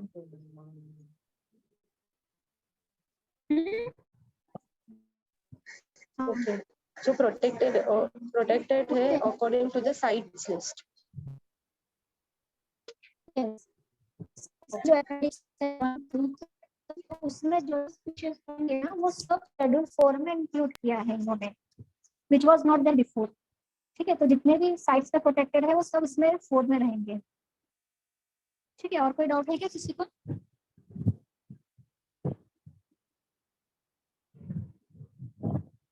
ठीक है, मेजर अमेंडमेंट में यही था। हाँ, 6 का 4 कर दिया है। ठीक है, सभी मैंने अभी आप लोग को NTCA बताया था, नेशनल टाइगर कंजर्वेशन अथॉरिटी। ठीक है, वैसे ही बेसिकली सेंट्रल जू अथॉरिटी होता है, दैट विल लुक आफ्टर जू, एंड वैसे ही होता है national board for wild life. ये तीनों बॉडी किसके अंडर बनी है? वाइल्ड लाइफ प्रोटेक्शन लॉ जो है 1972, उसके अंडर ये तीनों बॉडी बनी हुई है। ठीक है, एंड ये जो national board for wild life है, it is headed by prime minister. ये आपको याद रखना है कि national board for wild life is headed by prime minister and not minister of environment. ठीक है, कोई भी न्यू नेशनल पार्क बनाना होता है या कोई भी नेशनल पार्क का एरिया डिक्रीज करना है या इंक्रीज करना है, बाउंड्रीज डिमार्केट करनी है, तो you can not do it without the approval of national board for wild life. Okay, तो इसमें किसी को डाउट है क्या?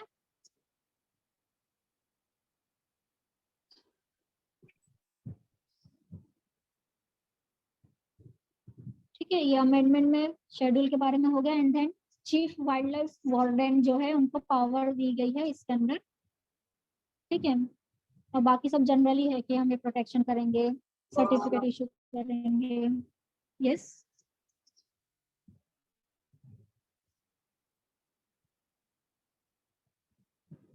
ठीक है, तो इसमें कुछ डाउट नहीं है ना?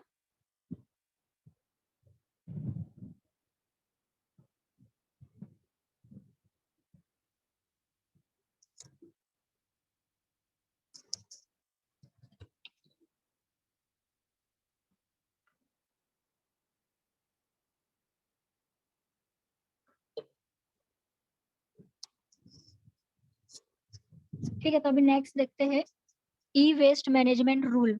अभी 2022 में बहुत सारे रूल्स आए हैं। बैटरी वेस्ट मैनेजमेंट हो गया, इलेक्ट्रिसिटी रूल्स है वो आए हैं, बैटरी वेस्ट मैनेजमेंट है। सो बेसिकली ये सब रूल 2016 में इशू हुए थे, उसका उन्होंने चेंज किया है अभी 2020 में। ये 4 लॉस जो रूल्स है उन्होंने चेंज कर दिया है। ठीक है, फर्स्ट हमें ये देखना है कि कौन सी मिनिस्ट्री ने किया है। बेसिकली मिनिस्ट्री कौन सी होगी? हमारी मिनिस्ट्री ऑफ एनवायरनमेंट ही होगी। और कौन से लॉ के अंदर क्या है, कौन से एक्ट के अंदर किया है। ठीक है, तब ई वेस्ट मैनेजमेंट है, देखो it is notified under environment protection act 1986। ठीक है, सो ई वेस्ट मैनेजमेंट है, तो ये मिनिस्ट्री ऑफ एनवायरनमेंट नहीं है। हेलो, कोई कुछ बोल रहा है क्या?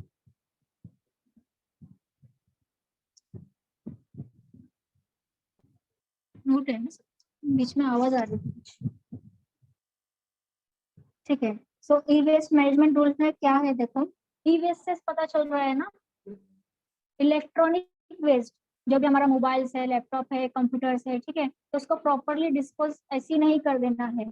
तो इसमें extended producer responsibility, extended producer responsibility मतलब क्या? जो प्रोड्यूसर है उसी की, समझो कोई कंपनी है मोबाइल बनाती है, तो उसकी ही जिम्मेदारी है कि जब वो 3-4 साल के बाद मोबाइल खराब हो जाता है तो कस्टमर के पास से आपको कलेक्ट करना है उसको। ठीक है, सो इसके लिए बेसिकली एक कंपनी चार्ज भी लेती है, ये ईपीआर, वो मोबाइल के कॉस्ट में इंक्लूडेड रहता है। वो मोस्टली लोगों को पता नहीं रहता है कि वो ईपीआर का कॉस्ट भी कस्टमर से ही लेते हैं, कि आपको जो है ये वापस जाके कंपनी लेगी आपसे और बराबर से इसको डिस्पोज करेगी। So EPR was already there in 2016। तो 2018 में क्वेश्चन पूछ गया था कि you have seen extended producer responsibility principle in which of the following rules. तो प्लास्टिक वेस्ट मैनेजमेंट ऑप्शन था, बैटरी वेस्ट मैनेजमेंट ऑप्शन था, और एक ई वेस्ट मैनेजमेंट ऑप्शन था। तो फर्स्ट टाइम ईपीआर का जो प्रिंसिपल था वो ई वेस्ट मैनेजमेंट में 2016 में लाया था। तभी 2022 में क्या किया है? EPR certificates. ईपीआर सर्टिफिकेट्स क्या होता है? जैसे कि अभी आपने इकोनॉमिक्स में पढ़ा रहेगा, priority sector lending certificate. Banks को टारगेट दिए जाते हैं कि ये वीकर सेक्शन का आपको इतना 40% लोन देना है, अगर नहीं होगा तो आप पीएलसी सर्टिफिकेट जो है आपस में एक्सचेंज कर सकते हैं, जो शॉर्टेज आपने किया है उसको, गैप को फुलफिल करने के लिए। तो same basically extended producer responsibility certificate का क्या है?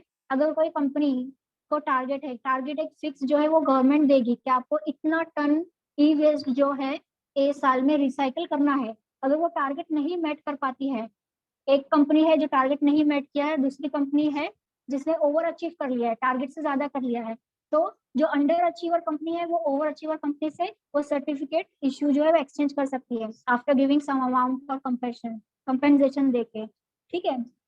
तो इससे कंपनीज की रिस्पॉन्सिबिलिटी बढ़ गई। अगर वो टारगेट अचीव नहीं किया, ई वेस्ट को रिसाइकल नहीं किया, तो उनको ऐसा मनी जो है कंपेंसेशन देना पड़ेगा। तो ये एक स्टेप हुआ है। और next central pollution control board, ये सारी चीज की जिम्मेदारी किसको दी गई है? सेंट्रल पॉल्यूशन कंट्रोल बोर्ड है, ठीक है। ये सब जो भी है ये देखेगी बॉडी। अभी कोई बता सकता है क्या सीपीसीबी कौन से एक्ट के अंदर बनी थी, कौन से लॉ के अंदर बनाया गया था central pollution control board? Online students.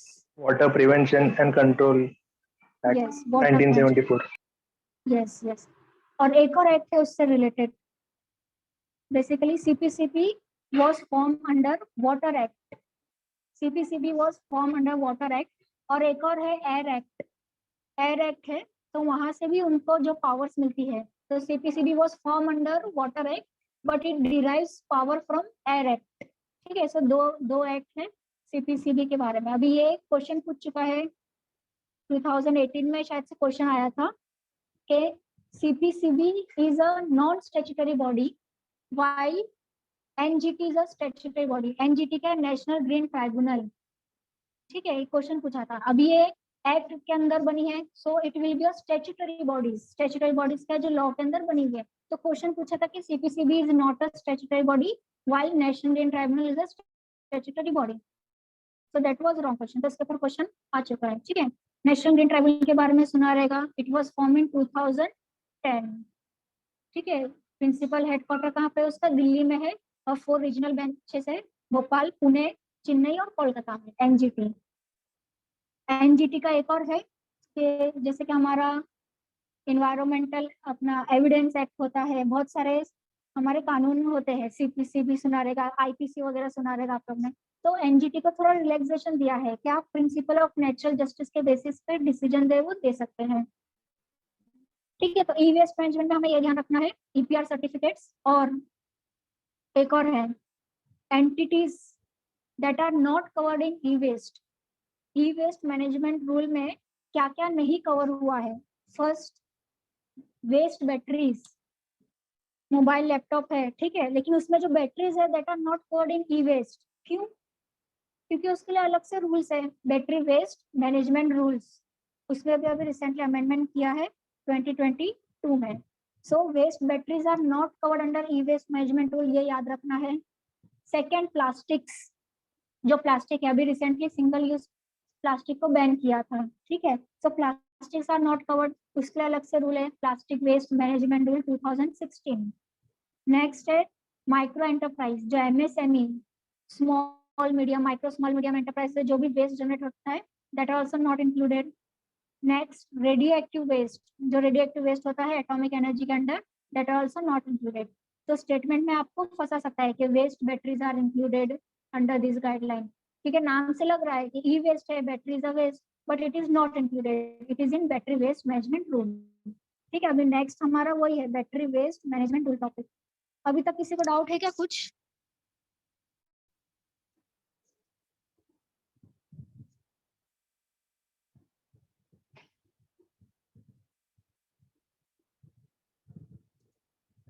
ठीक है, कुछ डाउट नहीं तो आगे बढ़ते हैं।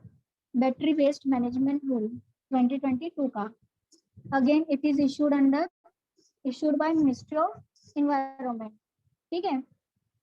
और ये भी याद रखना है कि battery waste management rule has been replace battery waste management of 2001 में एक रूलिंग थी, उसको रिप्लेस करता है, ठीक है। अभी नेक्स्ट क्या है, कौन कौन सी टाइप को, कौन कौन सी बैटरीज को कवर करता है? सो इलेक्ट्रॉनिक व्हीकल बैटरीज हो गई हमारी, ठीक है, जो हमारी व्हीकल्स है ईवी व्हीकल्स, वो पोर्टेबल बैटरीज, ऑटोमोटिव बैटरीज, जो हमारे मोबाइल वगैरह की बैटरीज है, वो सब कवर किया रहेगा, ठीक है। इसमें भी वही एक्सटेंडर प्रोड्यूसर रिस्पॉन्सिबिलिटी, ईपीआर क्या है मैंने अभी बताया ऊपर। एंड नेक्स्ट क्या है, प्रिंसिपल ऑफ पॉल्यूटर्स पे। प्रिंसिपल ऑफ पॉल्यूटर्स पे क्या होता है? मीन्स अगर आप कोई चीज पॉल्यूट कर रहे हो तो उसका आपको कंपेंसेशन देना है, ठीक है। इन्वायरमेंटल कंपेंसेशन लगेगा, तो उसके लिए एक अलग से इन्वायरमेंटल कंपेंसेशन फंड बनाया है। ठीक है, खाली इसमें याद रखो कि ये 2001 के रूल्स को इसने रिप्लेस किया है, ईपीआर है और बैटरीज इंक्लूड करता है। ठीक है, और इन्वायरमेंटल कंपेंसेशन फंड बनाया है। ठीक है, simple।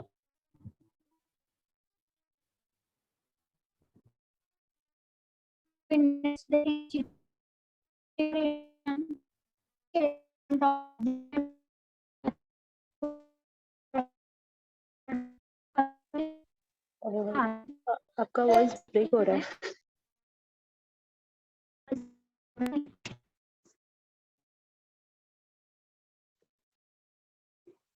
वाईफाई चल रहा है ना?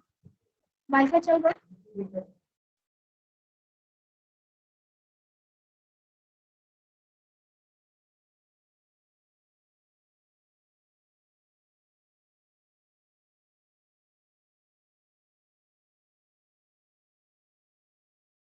आई क्या? नहीं आ रही है? अच्छा, अभी आई वॉइस? ओके, अभी ऑडिबल है ना? Yes, no? Yes yes. Okay okay, ठीक है। So we were discussing cheetah reintroduction. So अभी चीता रीइंट्रोडक्शन में आपको सिर्फ ये याद रखना है कि it is a world's first intercontinental project. World का फर्स्ट इंटरकॉन्टिनेंटल है, स्टेट टू स्टेट का होता है। फर्स्ट कॉन्टिनेंट अफ्रीका के कॉन्टिनेंट से हमने इंडिया में लाया, that is Asia. First intercontinental project था। ठीक है, और इंडिया की तरफ से ये प्रोजेक्ट में कौन कौन था?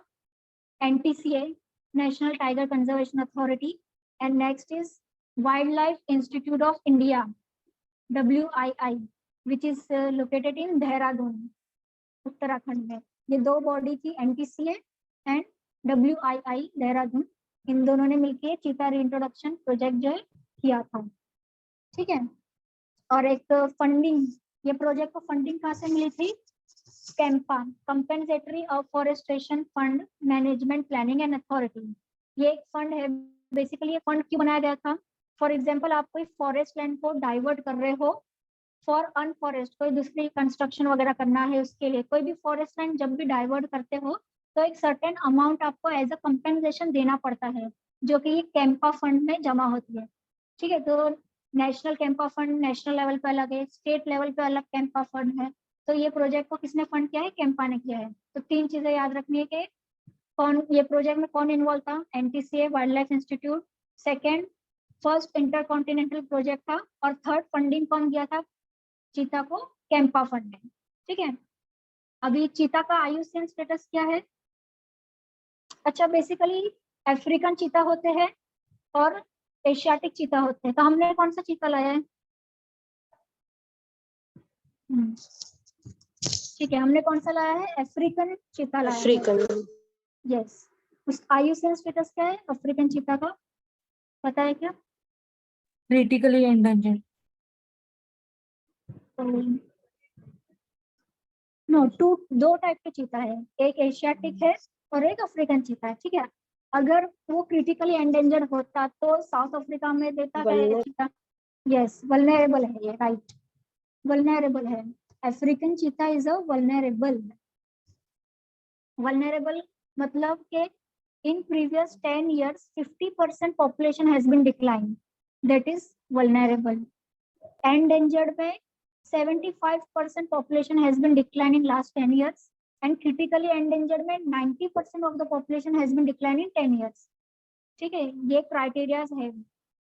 इसमें भी और है कि not more than 250 mature individual है तो critically endangered, not more than 10,000 है तो वल्नरेबल। तो ऐसा 2-3 क्राइटेरिया है IUCN के रेड लिस्ट में, तो ये सारे क्राइटेरिया का एक बार देख लेना चाहते हैं। ठीक है, तो अफ्रीकन चीता और एशियाटिक चीता। एशियाटिक चीता सिर्फ ईरान में मिलते हैं, कुछ एक 50 या 70 के आसपास बच्चे हैं, सिर्फ ईरान में मिलता है एशियाटिक चीता। ठीक है, हमारे यहाँ पे चीता एक्सटिंक्ट हो गया था, बराबर। तो लास्ट टाइम कहाँ पे देखा गया था? 1952 में cheetah was declared as extinct. So last time it was sighted in which state of India? हाँ, कौन से स्टेट में लास्ट टाइम देखा गया था चीता जब 1952 में एक्सटिंक्ट हुआ था? किसी को आइडिया है क्या? Chhattisgarh. Yes good. Chhattisgarh, Korba region of Chhattisgarh में लास्ट टाइम चीता वो साइटेड। ठीक है, अफ्रीकन चीता वल्नरेबल है, एशियाटिक चीता क्या है, क्रिटिकली एंडेंजर्ड है। ठीक है, इसमें भी एक ऐसा है कि अफ्रीकन चीता जो रहते हैं वो ज्यादा हाइटेड रहते हैं और फैटेड रहते हैं, और एशियाटिक चीता है जो थोड़े अपना शॉर्ट रहते हैं, थोड़े दुबले पतले वीक रहते हैं। ठीक है, इतना डिटेल में जाने की जरूरत नहीं है वैसे, बट यूपीएससी का भरोसा नहीं, पूछ देगा। जैसे एलिफेंट को पूछ दिया था वैसा अफ्रीकन चीता को कंपेयर करो, पूछ सकता है। ठीक है, अभी नेक्स्ट, हाँ अभी साइट्स के बारे में मैंने आपको बताया था। नेक्स्ट हमारा टॉपिक साइट्स ही है। ठीक है, अभी साइट्स में convention on international trade in endangered species of wild flora and fauna. ठीक है, तो साइट एनिमल्स को भी कवर करता है, प्लांट्स को भी कवर करता है। Fauna means animal, flora means plant. ठीक है, तो आपको एक ये याद रखना है कि site is a legally binding, ये लीगली बाइंडिंग है कंट्रीज पे। ठीक है, बहुत कम यूएन कन्वेंशन है जो लीगली बाइंडिंग होते हैं। फॉर एग्जाम्पल अभी ऊपर हमने पढ़ा था रियो समिट के बारे में 1992 में जो हुई थी, उसमें हमने देखा था यूएनएफसीसी बना। ठीक है, यूएनसीबीडी बना था, United nation convention on biological diversity. तो यूएनसीबीडी इज ऑल्सो लीगली बाइंडिंग। तो बहुत कम कन्वेंशन है जो लीगली बाइंडिंग है, तो कौन कौन से वो आपको याद रखना है। यूएनसीबीडी बाइंडिंग है और अभी ये साइट्स जो है वो बाइंडिंग है। ठीक है, बेसिकली आईयूसीएन की एक समिट हुई थी, उनकी मीटिंग हुई थी, तो उसमें उन्होंने ये साइट्स कन्वेंशन को एडॉप्ट किया था। ठीक है, तो आईयूसीएन की मीटिंग से ये साइट्स जो है वो शुरू हुआ है। It is an international agreement between governments, total 184 countries है और इट लीगली बाइंडिंग है। अभी साइट्स के ऊपर क्वेश्चन आया था यूपीएससी में कि it is a legally binding and it will be overriding over the laws prevailing in the country। मतलब समझो आपका कोई कंट्री में कानून है तो उसको ओवरराइड करेगा, लीगली बाइंडिंग है इसलिए। ऐसा एक क्वेश्चन आया था यूपीएससी में, but it is not right. Although site is a legally binding but it will not overtake the countries law. Countries में जो डोमेस्टिक लॉज है उसको ओवरटेक नहीं करेगा। ठीक है, तो ये क्वेश्चन आ चुका है। तभी रिसेंटली इसकी साइट्स की सबमिट हुई थी, कहाँ पे, पनामा में, सेंट्रल अमेरिकन कंट्री है पनामा। तो वहाँ पे साइट्स की सबमिट हुई थी, तो वहाँ पे इंडिया ने प्रपोज किया था। 2-3 स्पीशीज है बहुत सारी, उसमें से देखेंगे कि किस किस को साइट्स में इंडिया ने प्रपोज किया था। अभी हमने देखा था कि there are 3 appendix in CITES. देखो फर्स्ट में क्या है, appendix 1 least species that are most endangered. ठीक है, सबसे ज्यादा थ्रेट है तो वो अपेंडिक्स 1 में है। सेकेंड में क्या है, it lists species that are not necessarily threatened now but may become so unless the trade is closely monitored। अगर इसके ट्रेडिंग को अभी मॉनिटर नहीं किया तो इन फ्यूचर वो थ्रेटेंड हो सकती है। ऐसी स्पीशीज को हम अपेंडिक्स 2 में डालते हैं। ठीक है, and the species which are included in appendix 2 is also called as look alike species. तो एक न्यू वर्ड है, याद रखना है कि appendix 2 species are called as look alike species. Look alike means what, appendix 1 के जैसे ही है दिखने में।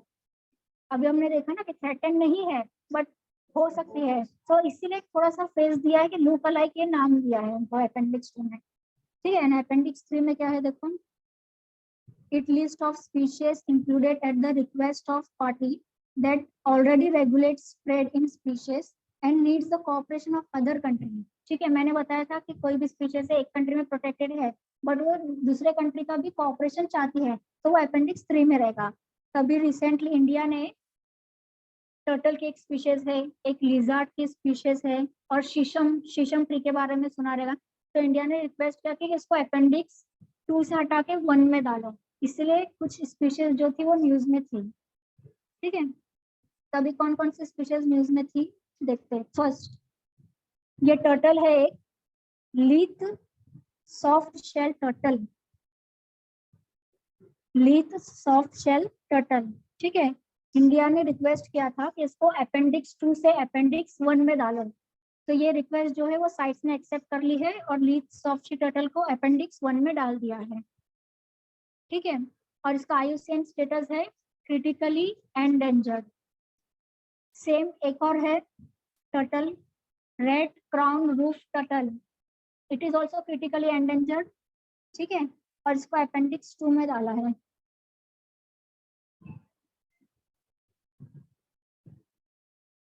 अभी ये लीच सॉफ्ट शेल टर्टल है ना, जो उसका अपेंडिक्स 1 लिखा है वहां पे, वो टाइपिंग एरर हो गया है, इट इज अपेंडिक्स 2, ये आप लोग करेक्ट कर लो।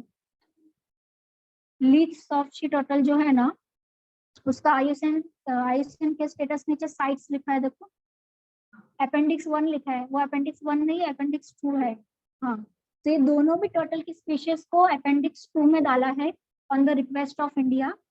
ठीक है, और इन दोनों का क्या है, आईयूसीएन स्टेटस क्रिटिकली एंडेंजर्ड है। ठीक है, तो इसको कैसे याद रखेंगे, critically endangered leith soft shell turtle. अब ये नाम से क्या पता चल रहा है, सॉफ्ट है। ठीक है, अभी बेसिकली इसको, इसकी ट्रेडिंग किस लिए होती है, लीच सॉफ्ट शेल टर्टल की, चाइना वगैरह है, पता है आपको, वो लोग सब चीज खाते हैं। तो ये जो टर्टल है सॉफ्ट शेल टर्टल, तो इसके लिए भी मीट के लिए ये बहुत यूज होता है चाइना वगैरह में। तो ये क्रिटिकली एंडेंजर्ड है, ऐसा याद रखने के, बेचारा बहुत सॉफ्ट है इसलिए क्रिटिकली एंडेंजर्ड है। अभी नेक्स्ट टर्टल को कैसे याद रखोगे, रेड क्राउन रूफ टर्टल, उसके सर पे ताज है, तो इसलिए सब उसके पीछे पड़े हैं, सो it is a critically endangered. तो ऐसा ट्रिक बना के आपको याद करना पड़ेगा। ठीक है, ऐसी एक ऑलिव रिडले टर्टल है, इसके बारे में सुना है क्या, ऑलिव रिडले टर्टल, जो ओडिशा में मिलता है। ओडिशा में फेमस है olive Ridley turtle for mass nesting. ठीक है, गहीर माता बीच है ओडिशा में, वहाँ पे ये टर्टल्स की नेस्टिंग होती है। ठीक है, तो उनके मास नेस्टिंग को अरीबाड़ा बोलते हैं, अरीबाड़ा एक नाम यूज किया है उनके मास नेस्टिंग के लिए। ठीक है, सो अभी ओलिव रिडले टर्टल भी न्यूज में था, क्योंकि वहाँ पे कुछ 2.5 लाख टर्टल वहाँ पर आए थे इस बार ओडिशा में, तो वो भी था न्यूज में। सो ओलिव रिडले टर्टल का क्या है स्टेटस, वल्नरेबल है वो। तो टर्टल की स्पीशीज जो भी न्यूज में है वो आपको ध्यान में रखनी है। तब ये 2 टर्टल हो गया, सेकंड थर्ड मैंने ऑलिव रिडले टर्टल बताया। ठीक है, ये तो बहुत फेमस है, मतलब ऑलिव रिडले टर्टल। अभी एक तीसरी स्पीशीज थी जो इंडिया के कहने पर अपेंडिक्स 2 में इंक्लूड हुए, that is Jeypore hill gecko. हाँ, ये गेको क्या है, गेको सुना रहेगा। Okay, what is gecko, yes online students.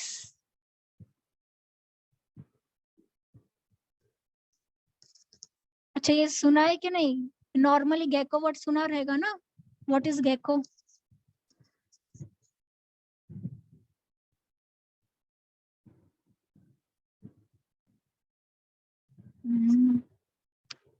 अच्छा ठीक है, जान दो। अच्छा, घर पे सबने छिपकली तो देखी रहेगी, लिजार्ड, लिजार्ड देखा रहेगा। So it is a species of lizard, Jeypore hill gecko is a lizard which is endemic to South India. South India का जो Eastern Ghat Western Ghat region है वो वहीं पे मिलती है। ठीक है, so it is included in appendix 2। IUCN status क्या है इसका, एंडेंजर्ड।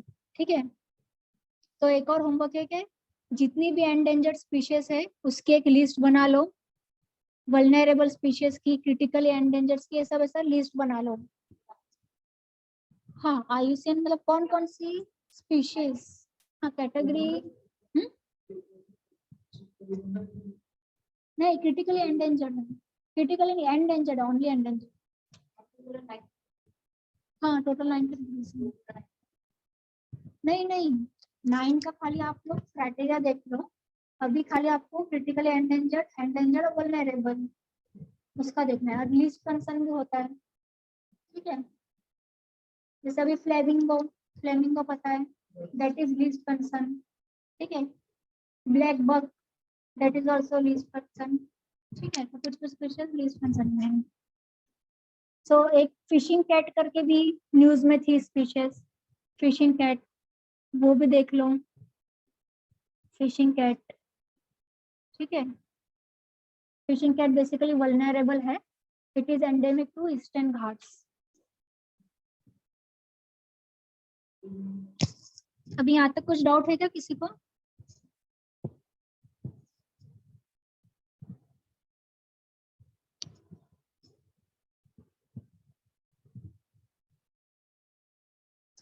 हेलो। वॉइस आ रही है ना मेरी? Yes, yes, ma'am. हाँ, कुछ डाउट है क्या? No, no. ओके।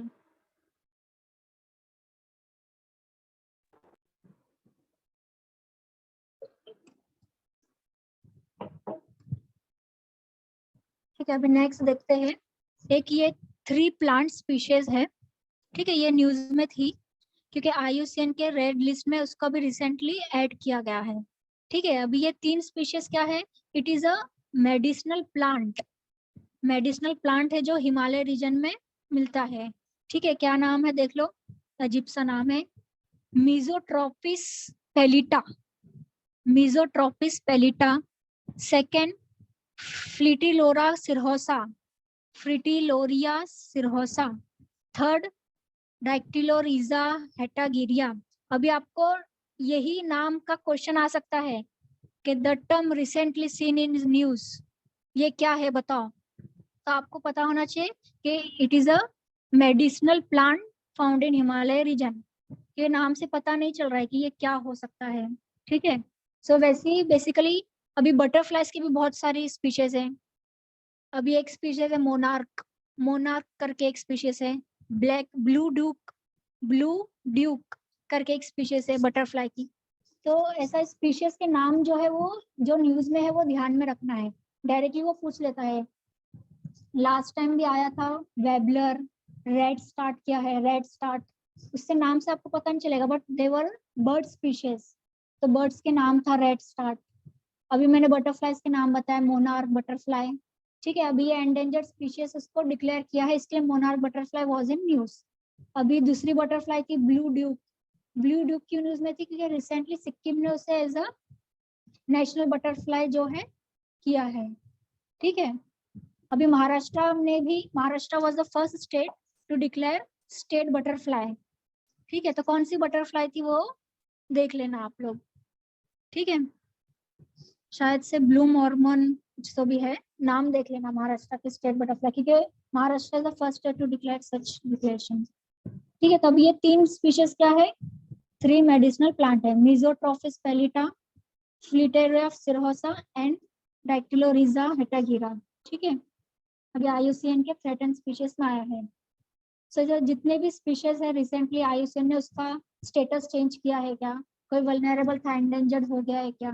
ठीक है, तो जितनी भी स्पीशीज के बारे में बात हुई है इन न्यूज तो ये आपको देखना है। ठीक है, अभी 3-4 स्पीशीज हमने देख लिया।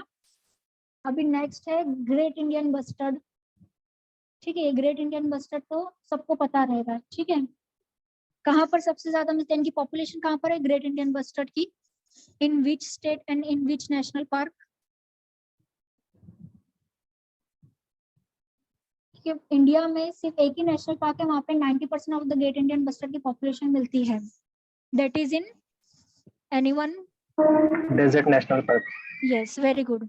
Desert National park in Rajasthan, वहां पे 90% ऑफ द पॉपुलेशन जो है ग्रेट इंडियन बस्टर्ड की मिलती है। ठीक है, इंडिया में 3 ही स्टेट में मिलता है, एक राजस्थान में मिलता है, थोड़ा बहुत जो बचा वो गुजरात में मिलता है और थोड़ा बहुत MP में मिलता है बस। तो ये नॉर्थ ईस्टर्न के स्टेट में सिर्फ राजस्थान में मिलता है। तभी रिसेंटली ये न्यूज में था क्योंकि सुप्रीम कोर्ट ने गवर्नमेंट को डायरेक्शंस दी थी कि जितने भी वो केबल के टावर्स होते हैं, लाइन है, उसको अंडरग्राउंड करो, क्योंकि जो ग्रेट इंडियन बस्टर्स है उनको टकरा टकरा के शॉक लगते हैं, उनकी डेथ हो रही है। तभी कुछ लेस देन 100, सिर्फ लेस देन 100 ही ग्रेट इंडियन बस्टर्ड बच्चे हैं। ठीक है, इसके लिए इनका IUCN स्टेटस क्या है? Critically endangered. तभी हमारे इंडिया में 100 से भी कम बचे हैं। ठीक है, और इसका अपेंडिक्स 1 में आएगा, इतना थ्रेटेंड है, सिर्फ 100 से कम बचे तो अपेंडिक्स 1 में है और शेड्यूल एक्ट 1 में है। तभी इसका शेड्यूल 1 में भी होगा और कौन सा होगा? अभी हमने अमेंडमेंट देखा, 4 शेड्यूल हो गया है, तभी शेड्यूल 1 और शेड्यूल 4, क्योंकि ये स्पीशीज साइट्स में भी है और शेड्यूल 4 में साइट्स के स्पीशीज है, तभी हमारे वाइल्ड लाइफ प्रोटेक्शन एक्ट में क्या होगा? Schedule 1 and schedule 4। ठीक है, तो आप एक वहां पे ऐड कर सकते हैं शेड्यूल 1 एंड शेड्यूल 4। ठीक है, अभी नेक्स्ट। ठीक है, अभी कुछ कुछ स्पीशीज इन्वेजिव होती है, इन्वेजिव स्पीशीज। इन्वेजिव स्पीशीज का मतलब क्या है? सुना है क्या इन्वेजिव स्पीशीज? नाम से ही पता चल जाएगा क्या है इन्वेजिव स्पीशीज।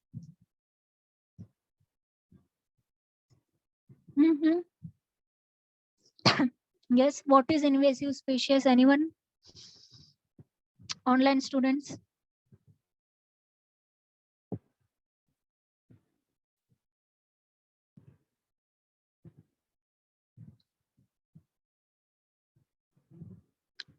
अरे नाम से पता चलता है ना, इन्वेजिव स्पीशीज मीन्स क्या? वो स्पीशीज जिसका there is a rapid population growth, उसके वजह से दूसरा जो एनिमल्स है या प्लांट्स है उनकी ग्रोथ नहीं हो पा रही है, that is invasive species, that is not endemic to the region, वो उस रीजन में नहीं पाया जाता है, बाहर से इंट्रोड्यूस हुआ है और उसकी पॉपुलेशन इतनी बढ़ती जा रही है कि जो नेटिव स्पीशीज है वो ग्रो नहीं हो पा रहे, दैट इज इन्वेजिव स्पीशीज।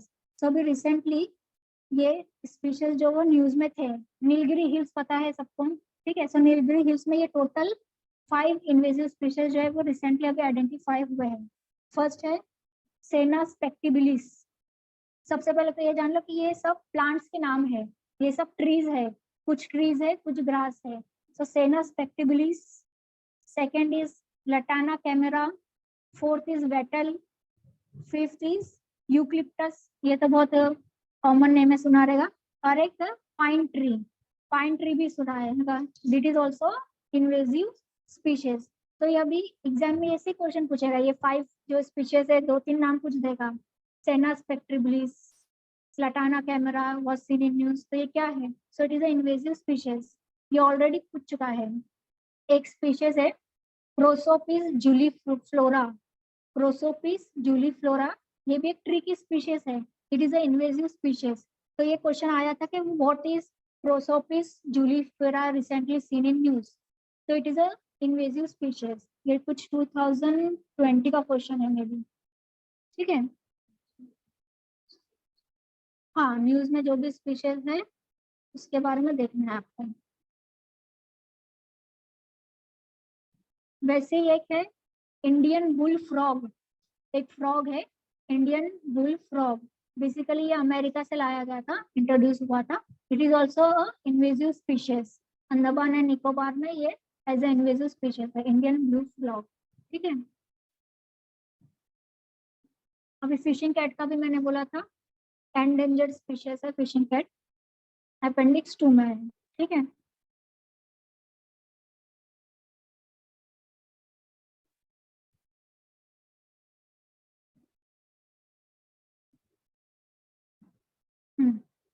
अभी नेक्स्ट है बायोडाइवर्सिटी हेरिटेज साइट्स।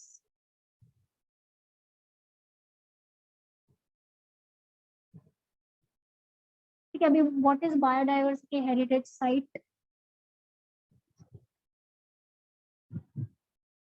ठीक, कुछ कुछ ऐसे साइट्स है जिसको आइडेंटिफाई किया गया for the protection of biodiversity as well as sustainable conservation, कि कम्युनिटी का भी ध्यान रखना है हमें सस्टेनेबली और बायोडाइवर्सिटी का भी कंजर्वेशन करना है।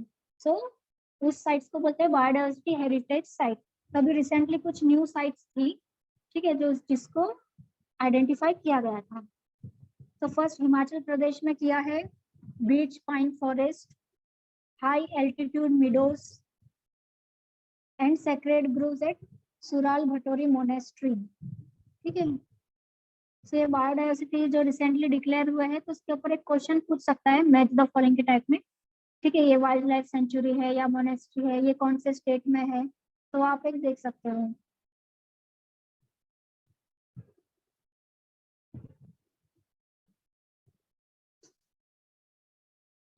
ठीक है, और एक तेलंगाना में देखो आमीनपुर लेक है, Telangana Ameenpur lake, it was the first biodiversity heritage site in India, Telangana की Ameenpur lake was first BDH in India.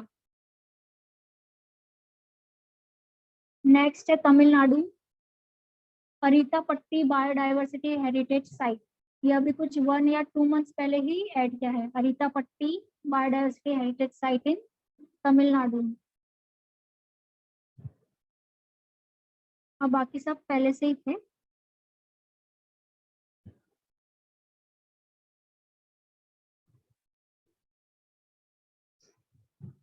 ठीक है, ये सब देख लेना। तो अभी करंट अफेयर्स में आप लोग को क्या क्या देखना है, जो भी स्पीशीज थे वो आप लोग देख लोगे। रिसेंटली लॉज में क्या चेंजेस हुए अभी हमने देखा, कौन कौन सा देखा, ई वेस्ट मैनेजमेंट रूल देखा, बैटरी वेस्ट मैनेजमेंट रूल्स देखा, वाइल्ड लाइफ प्रोटेक्शन एक्ट में जो चेंजेस थे वो देखा। ठीक है, एक एनर्जी कंजर्वेशन बिल आया है, एनर्जी कंजर्वेशन एक्ट, वो देख लेना आप लोग, एनर्जी कंजर्वेशन एक्ट। ठीक है, एंड एक इलेक्ट्रिसिटी कंजम्पशन के ऊपर भी आया है। इलेक्ट्रिसिटी कंजम्पशन में बेसिकली उन्होंने क्या किया है, कंपनीज को certain amount of renewable energy जो है आपको कंज्यूमर तक उतना अमाउंट देना कंपलसरी किया है। ठीक है, तो बेसिकली यही चेंज हुआ है इसमें। और एक सस्टेनेबल बिल्डिंग कोड होता है, तो सस्टेनेबल बिल्डिंग एंड कंजर्वेशन ऐसे एक वर्ड ऐड किया है। जैसे दो तीन चेंजेस किए हैं। तो इलेक्ट्रिसिटी रूल्स जो है वो एक देख लेना आप लोग। तो 2 रूल्स बोला मैंने, एक एनर्जी कंजर्वेशन और दूसरा इलेक्ट्रिसिटी रूल, और बाकी जो 3 थे वो हमने कवर किए, ये 2 आप लोग देख लेना। ठीक है, और यूएनएफसीसी की सबमिट देखा हमने, साइट्स की सबमिट देखा।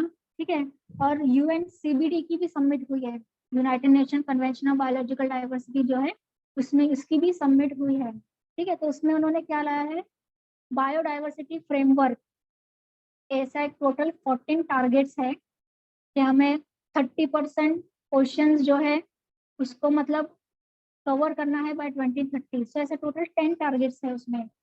पहले एची बायोडाइवर्सिटी टारगेट्स हुआ करता था, यूएनसीबीडी का क्या था, Aichi biodiversity, AICHI, Aichi biodiversity target होता था। तो वो एक्सपायर हो गया था 2020 में।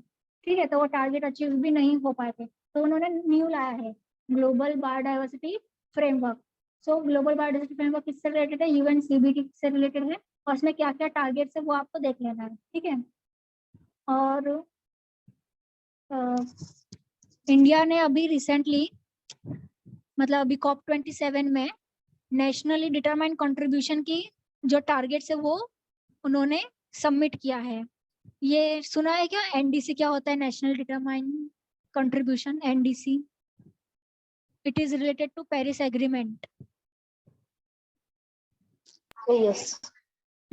यस, सो पेरिस एग्रीमेंट में एवरी कंट्री को बोला गया था कि आपको नेशनली डिटरमाइंड कंट्रीब्यूशन क्या है, कंट्री खुद प्रिपेयर करके देगी कि हमें ये टारगेट जो है अचीव करना है क्लाइमेट चेंज को रोकने के लिए। तो अभी रिसेंटली इंडिया ने सबमिट किया है, सबको टाइमलाइन दिया था कि आपको 4 साल के अंदर देना है। तो लास्ट टाइम ग्लासगो समिट में बोला था कि आपको विद इन 1 ईयर देना है, तो अभी 2027 सबमिट जो है उसमें इंडिया ने दिया है। ठीक है, उसमें भी चेंजेस हुए हैं।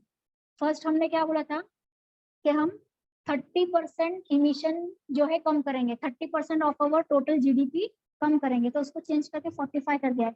45% ऑफ द कार्बन इंटेंसिटी जो इमिशन है उसको हम कम करेंगे, ये बोला है।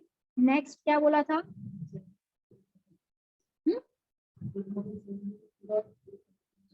Yes, net zero carbon emission करेंगे बाय 2070, ये भी बोला था। ये तो हमने 27 लास्ट ईयर की जो सबमिट हुई थी ग्लासगो समिट में, उसमें ये इंडिया ने बोला था कि नेट जीरो कार्बन इमिशन कर देंगे बाय 2070। ठीक है, अभी चाइना का देखेंगे तो वो उसने बोला है कि वो 2050 तक ही कर देगा। तो सब कंट्री ने अपना अलग अलग दिया है, तो हमारे इंडिया ने दिया था कि ये होगा। ठीक है, सो ऐसा टोटल 10 टारगेट्स है, तो उसमें से ये 3 जो है जिसमें उन्होंने एक टारगेट रखा है, एक नंबर रखा है, बाकी सब में तो वही बोला है कि हम इतना सस्टेनेबल कंजर्वेशन करेंगे, इतने पेड़ लगाएंगे, वो सब है।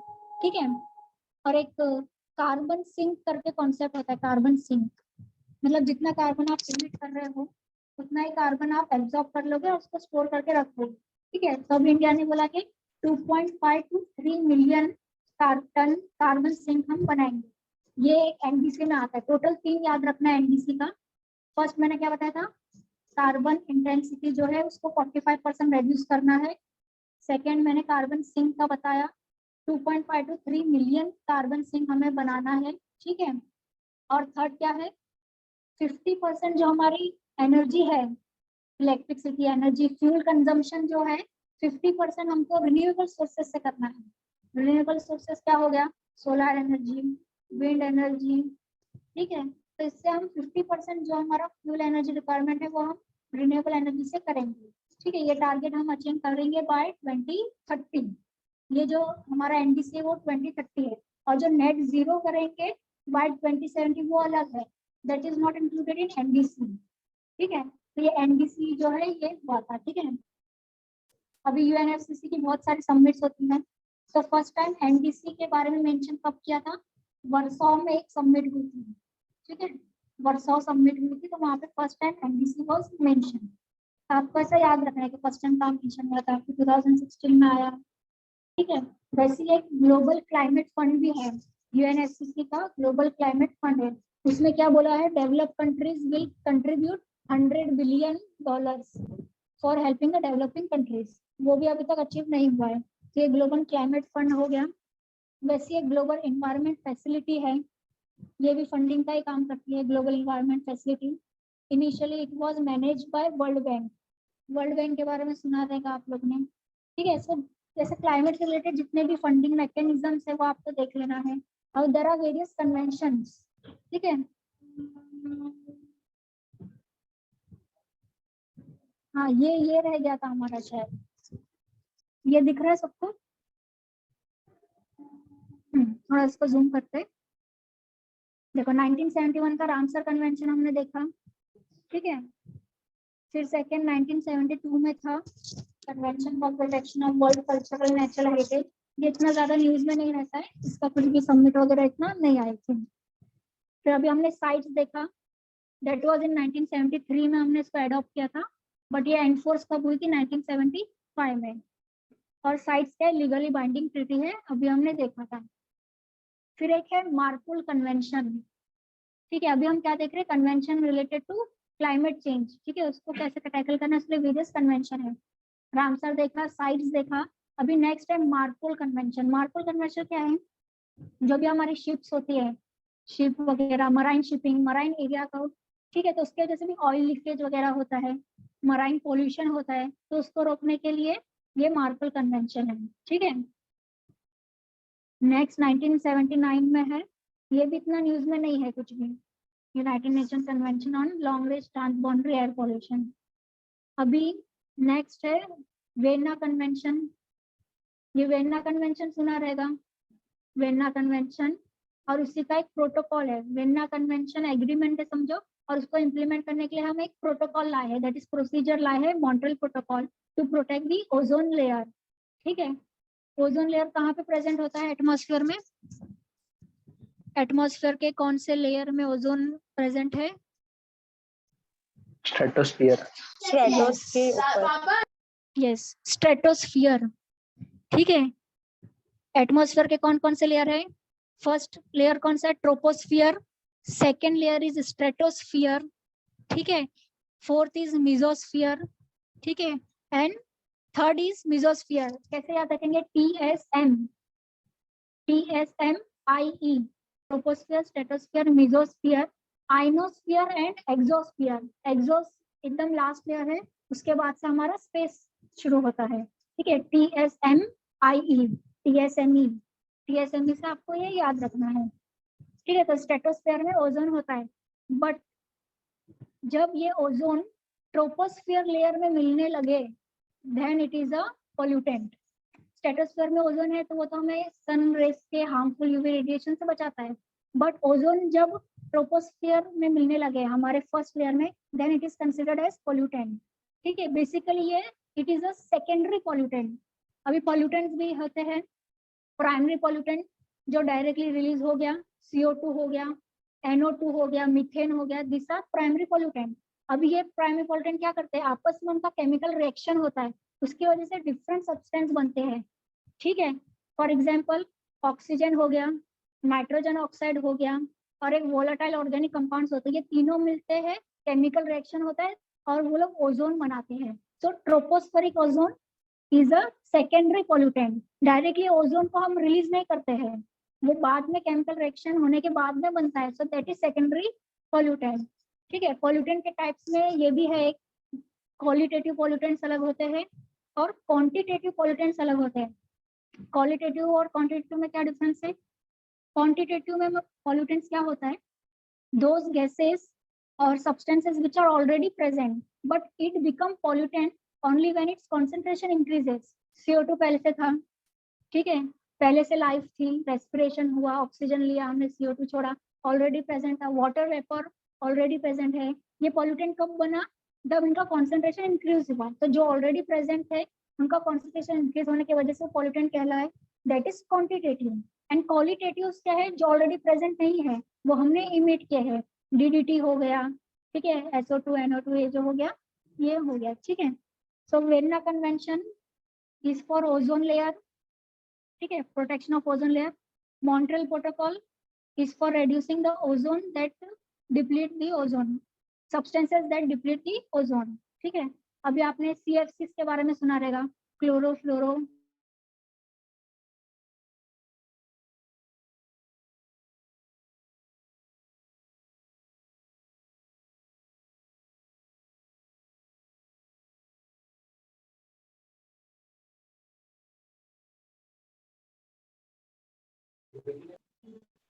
अरे वॉइस आ रही है क्या अभी?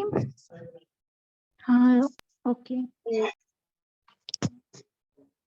ओके। सो ये लास्ट स्लाइड है हमारी, कन्वेंशंस कवर करना है हमें। वेरना कन्वेंशन हमने देख लिया।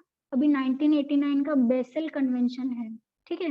बेसल कन्वेंशन, बेसिकली बेसल नाम कहाँ से आया है, it is a place in Switzerland, okay. So 1899 का क्या है, Basel convention on movement of hazardous waste and disposal. Hazardous waste है, एक कंट्री जो है दूसरे कंट्री में डिस्पोज ना करे इलीगली, उसके लिए ये कन्वेंशन है, Basel convention for transboundary of hazardous waste 1989। फिर हमने ये 1992 की समिट देखी, यूएनसीबीडी बना, यूएनएफसीसी बना, यूएनसीसीडी बना, ठीक है। तो ये कन्वेंशन हो गया हमारा। नेक्स्ट 1998 का रॉटरडैम कन्वेंशन, तुम आप रेडी कर रहे हो किसकी, केमिकल्स की, ठीक है, दैट आर हजार्डस है। तो इंपोर्ट एक्सपोर्ट करने से पहले इंपोर्टिंग कंट्री को एक्सपोर्टिंग कंट्री से थोड़ा प्रायर इंफॉर्मेशन देनी पड़ती है, प्रायर इन्फॉर्म कंसेंट बोलते हैं उसको, PIC, ठीक है। तो जब भी केमिकल का ट्रेडिंग होता है तो प्रायर इन्फॉर्म कंसेंट लेना पड़ता है, तो उसके लिए रॉटरडैम कन्वेंशन है, ठीक है। नेक्स्ट है अरहस कन्वेंशन। अरहस कन्वेंशन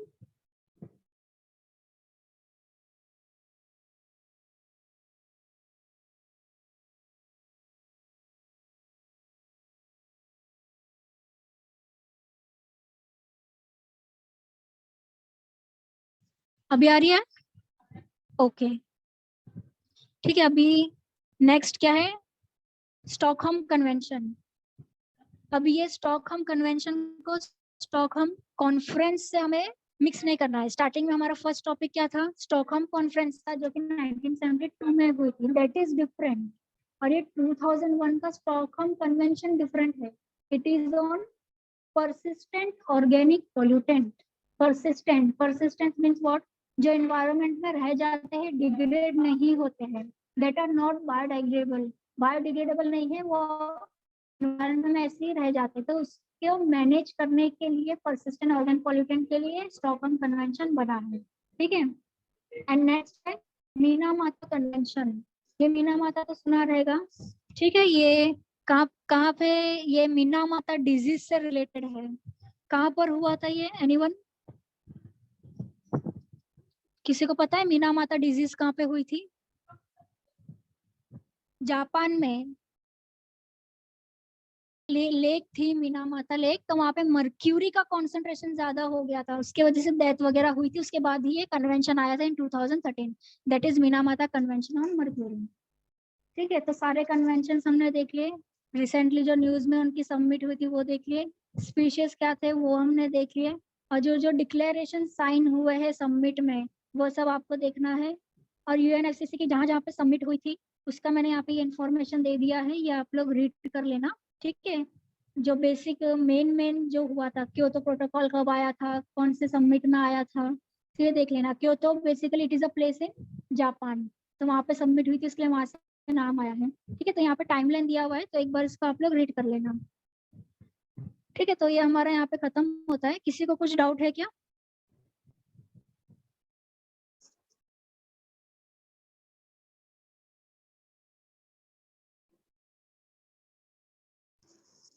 हेलो, किसी को डाउट है क्या कुछ? इसकी आप PDF प्रोवाइड करोगे क्या? सॉरी क्या बोला आपने? ये शेयर करोगे क्या? यस पीडीएफ में शेयर कर दूंगी, सर सेंड करती हूँ, डाल दूंगी। कल आप नोट्स मिलेगा, आज का जो है वो सेंड हो जाएगा।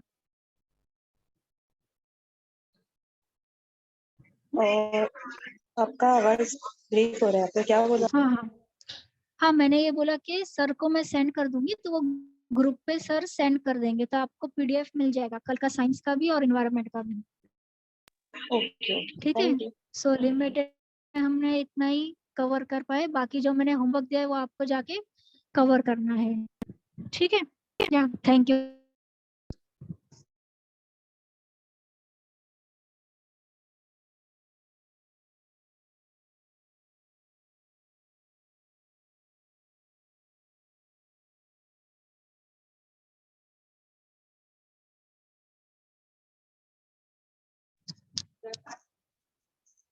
हेलो, हाँ पूजा है क्या? रिकॉर्डिंग को ऑफ कर दो ना, रिकॉर्डिंग को ऑफ करके हाँ। फिर लीव करो। हाँ ठीक। हाँ ओके, या थैंक यू।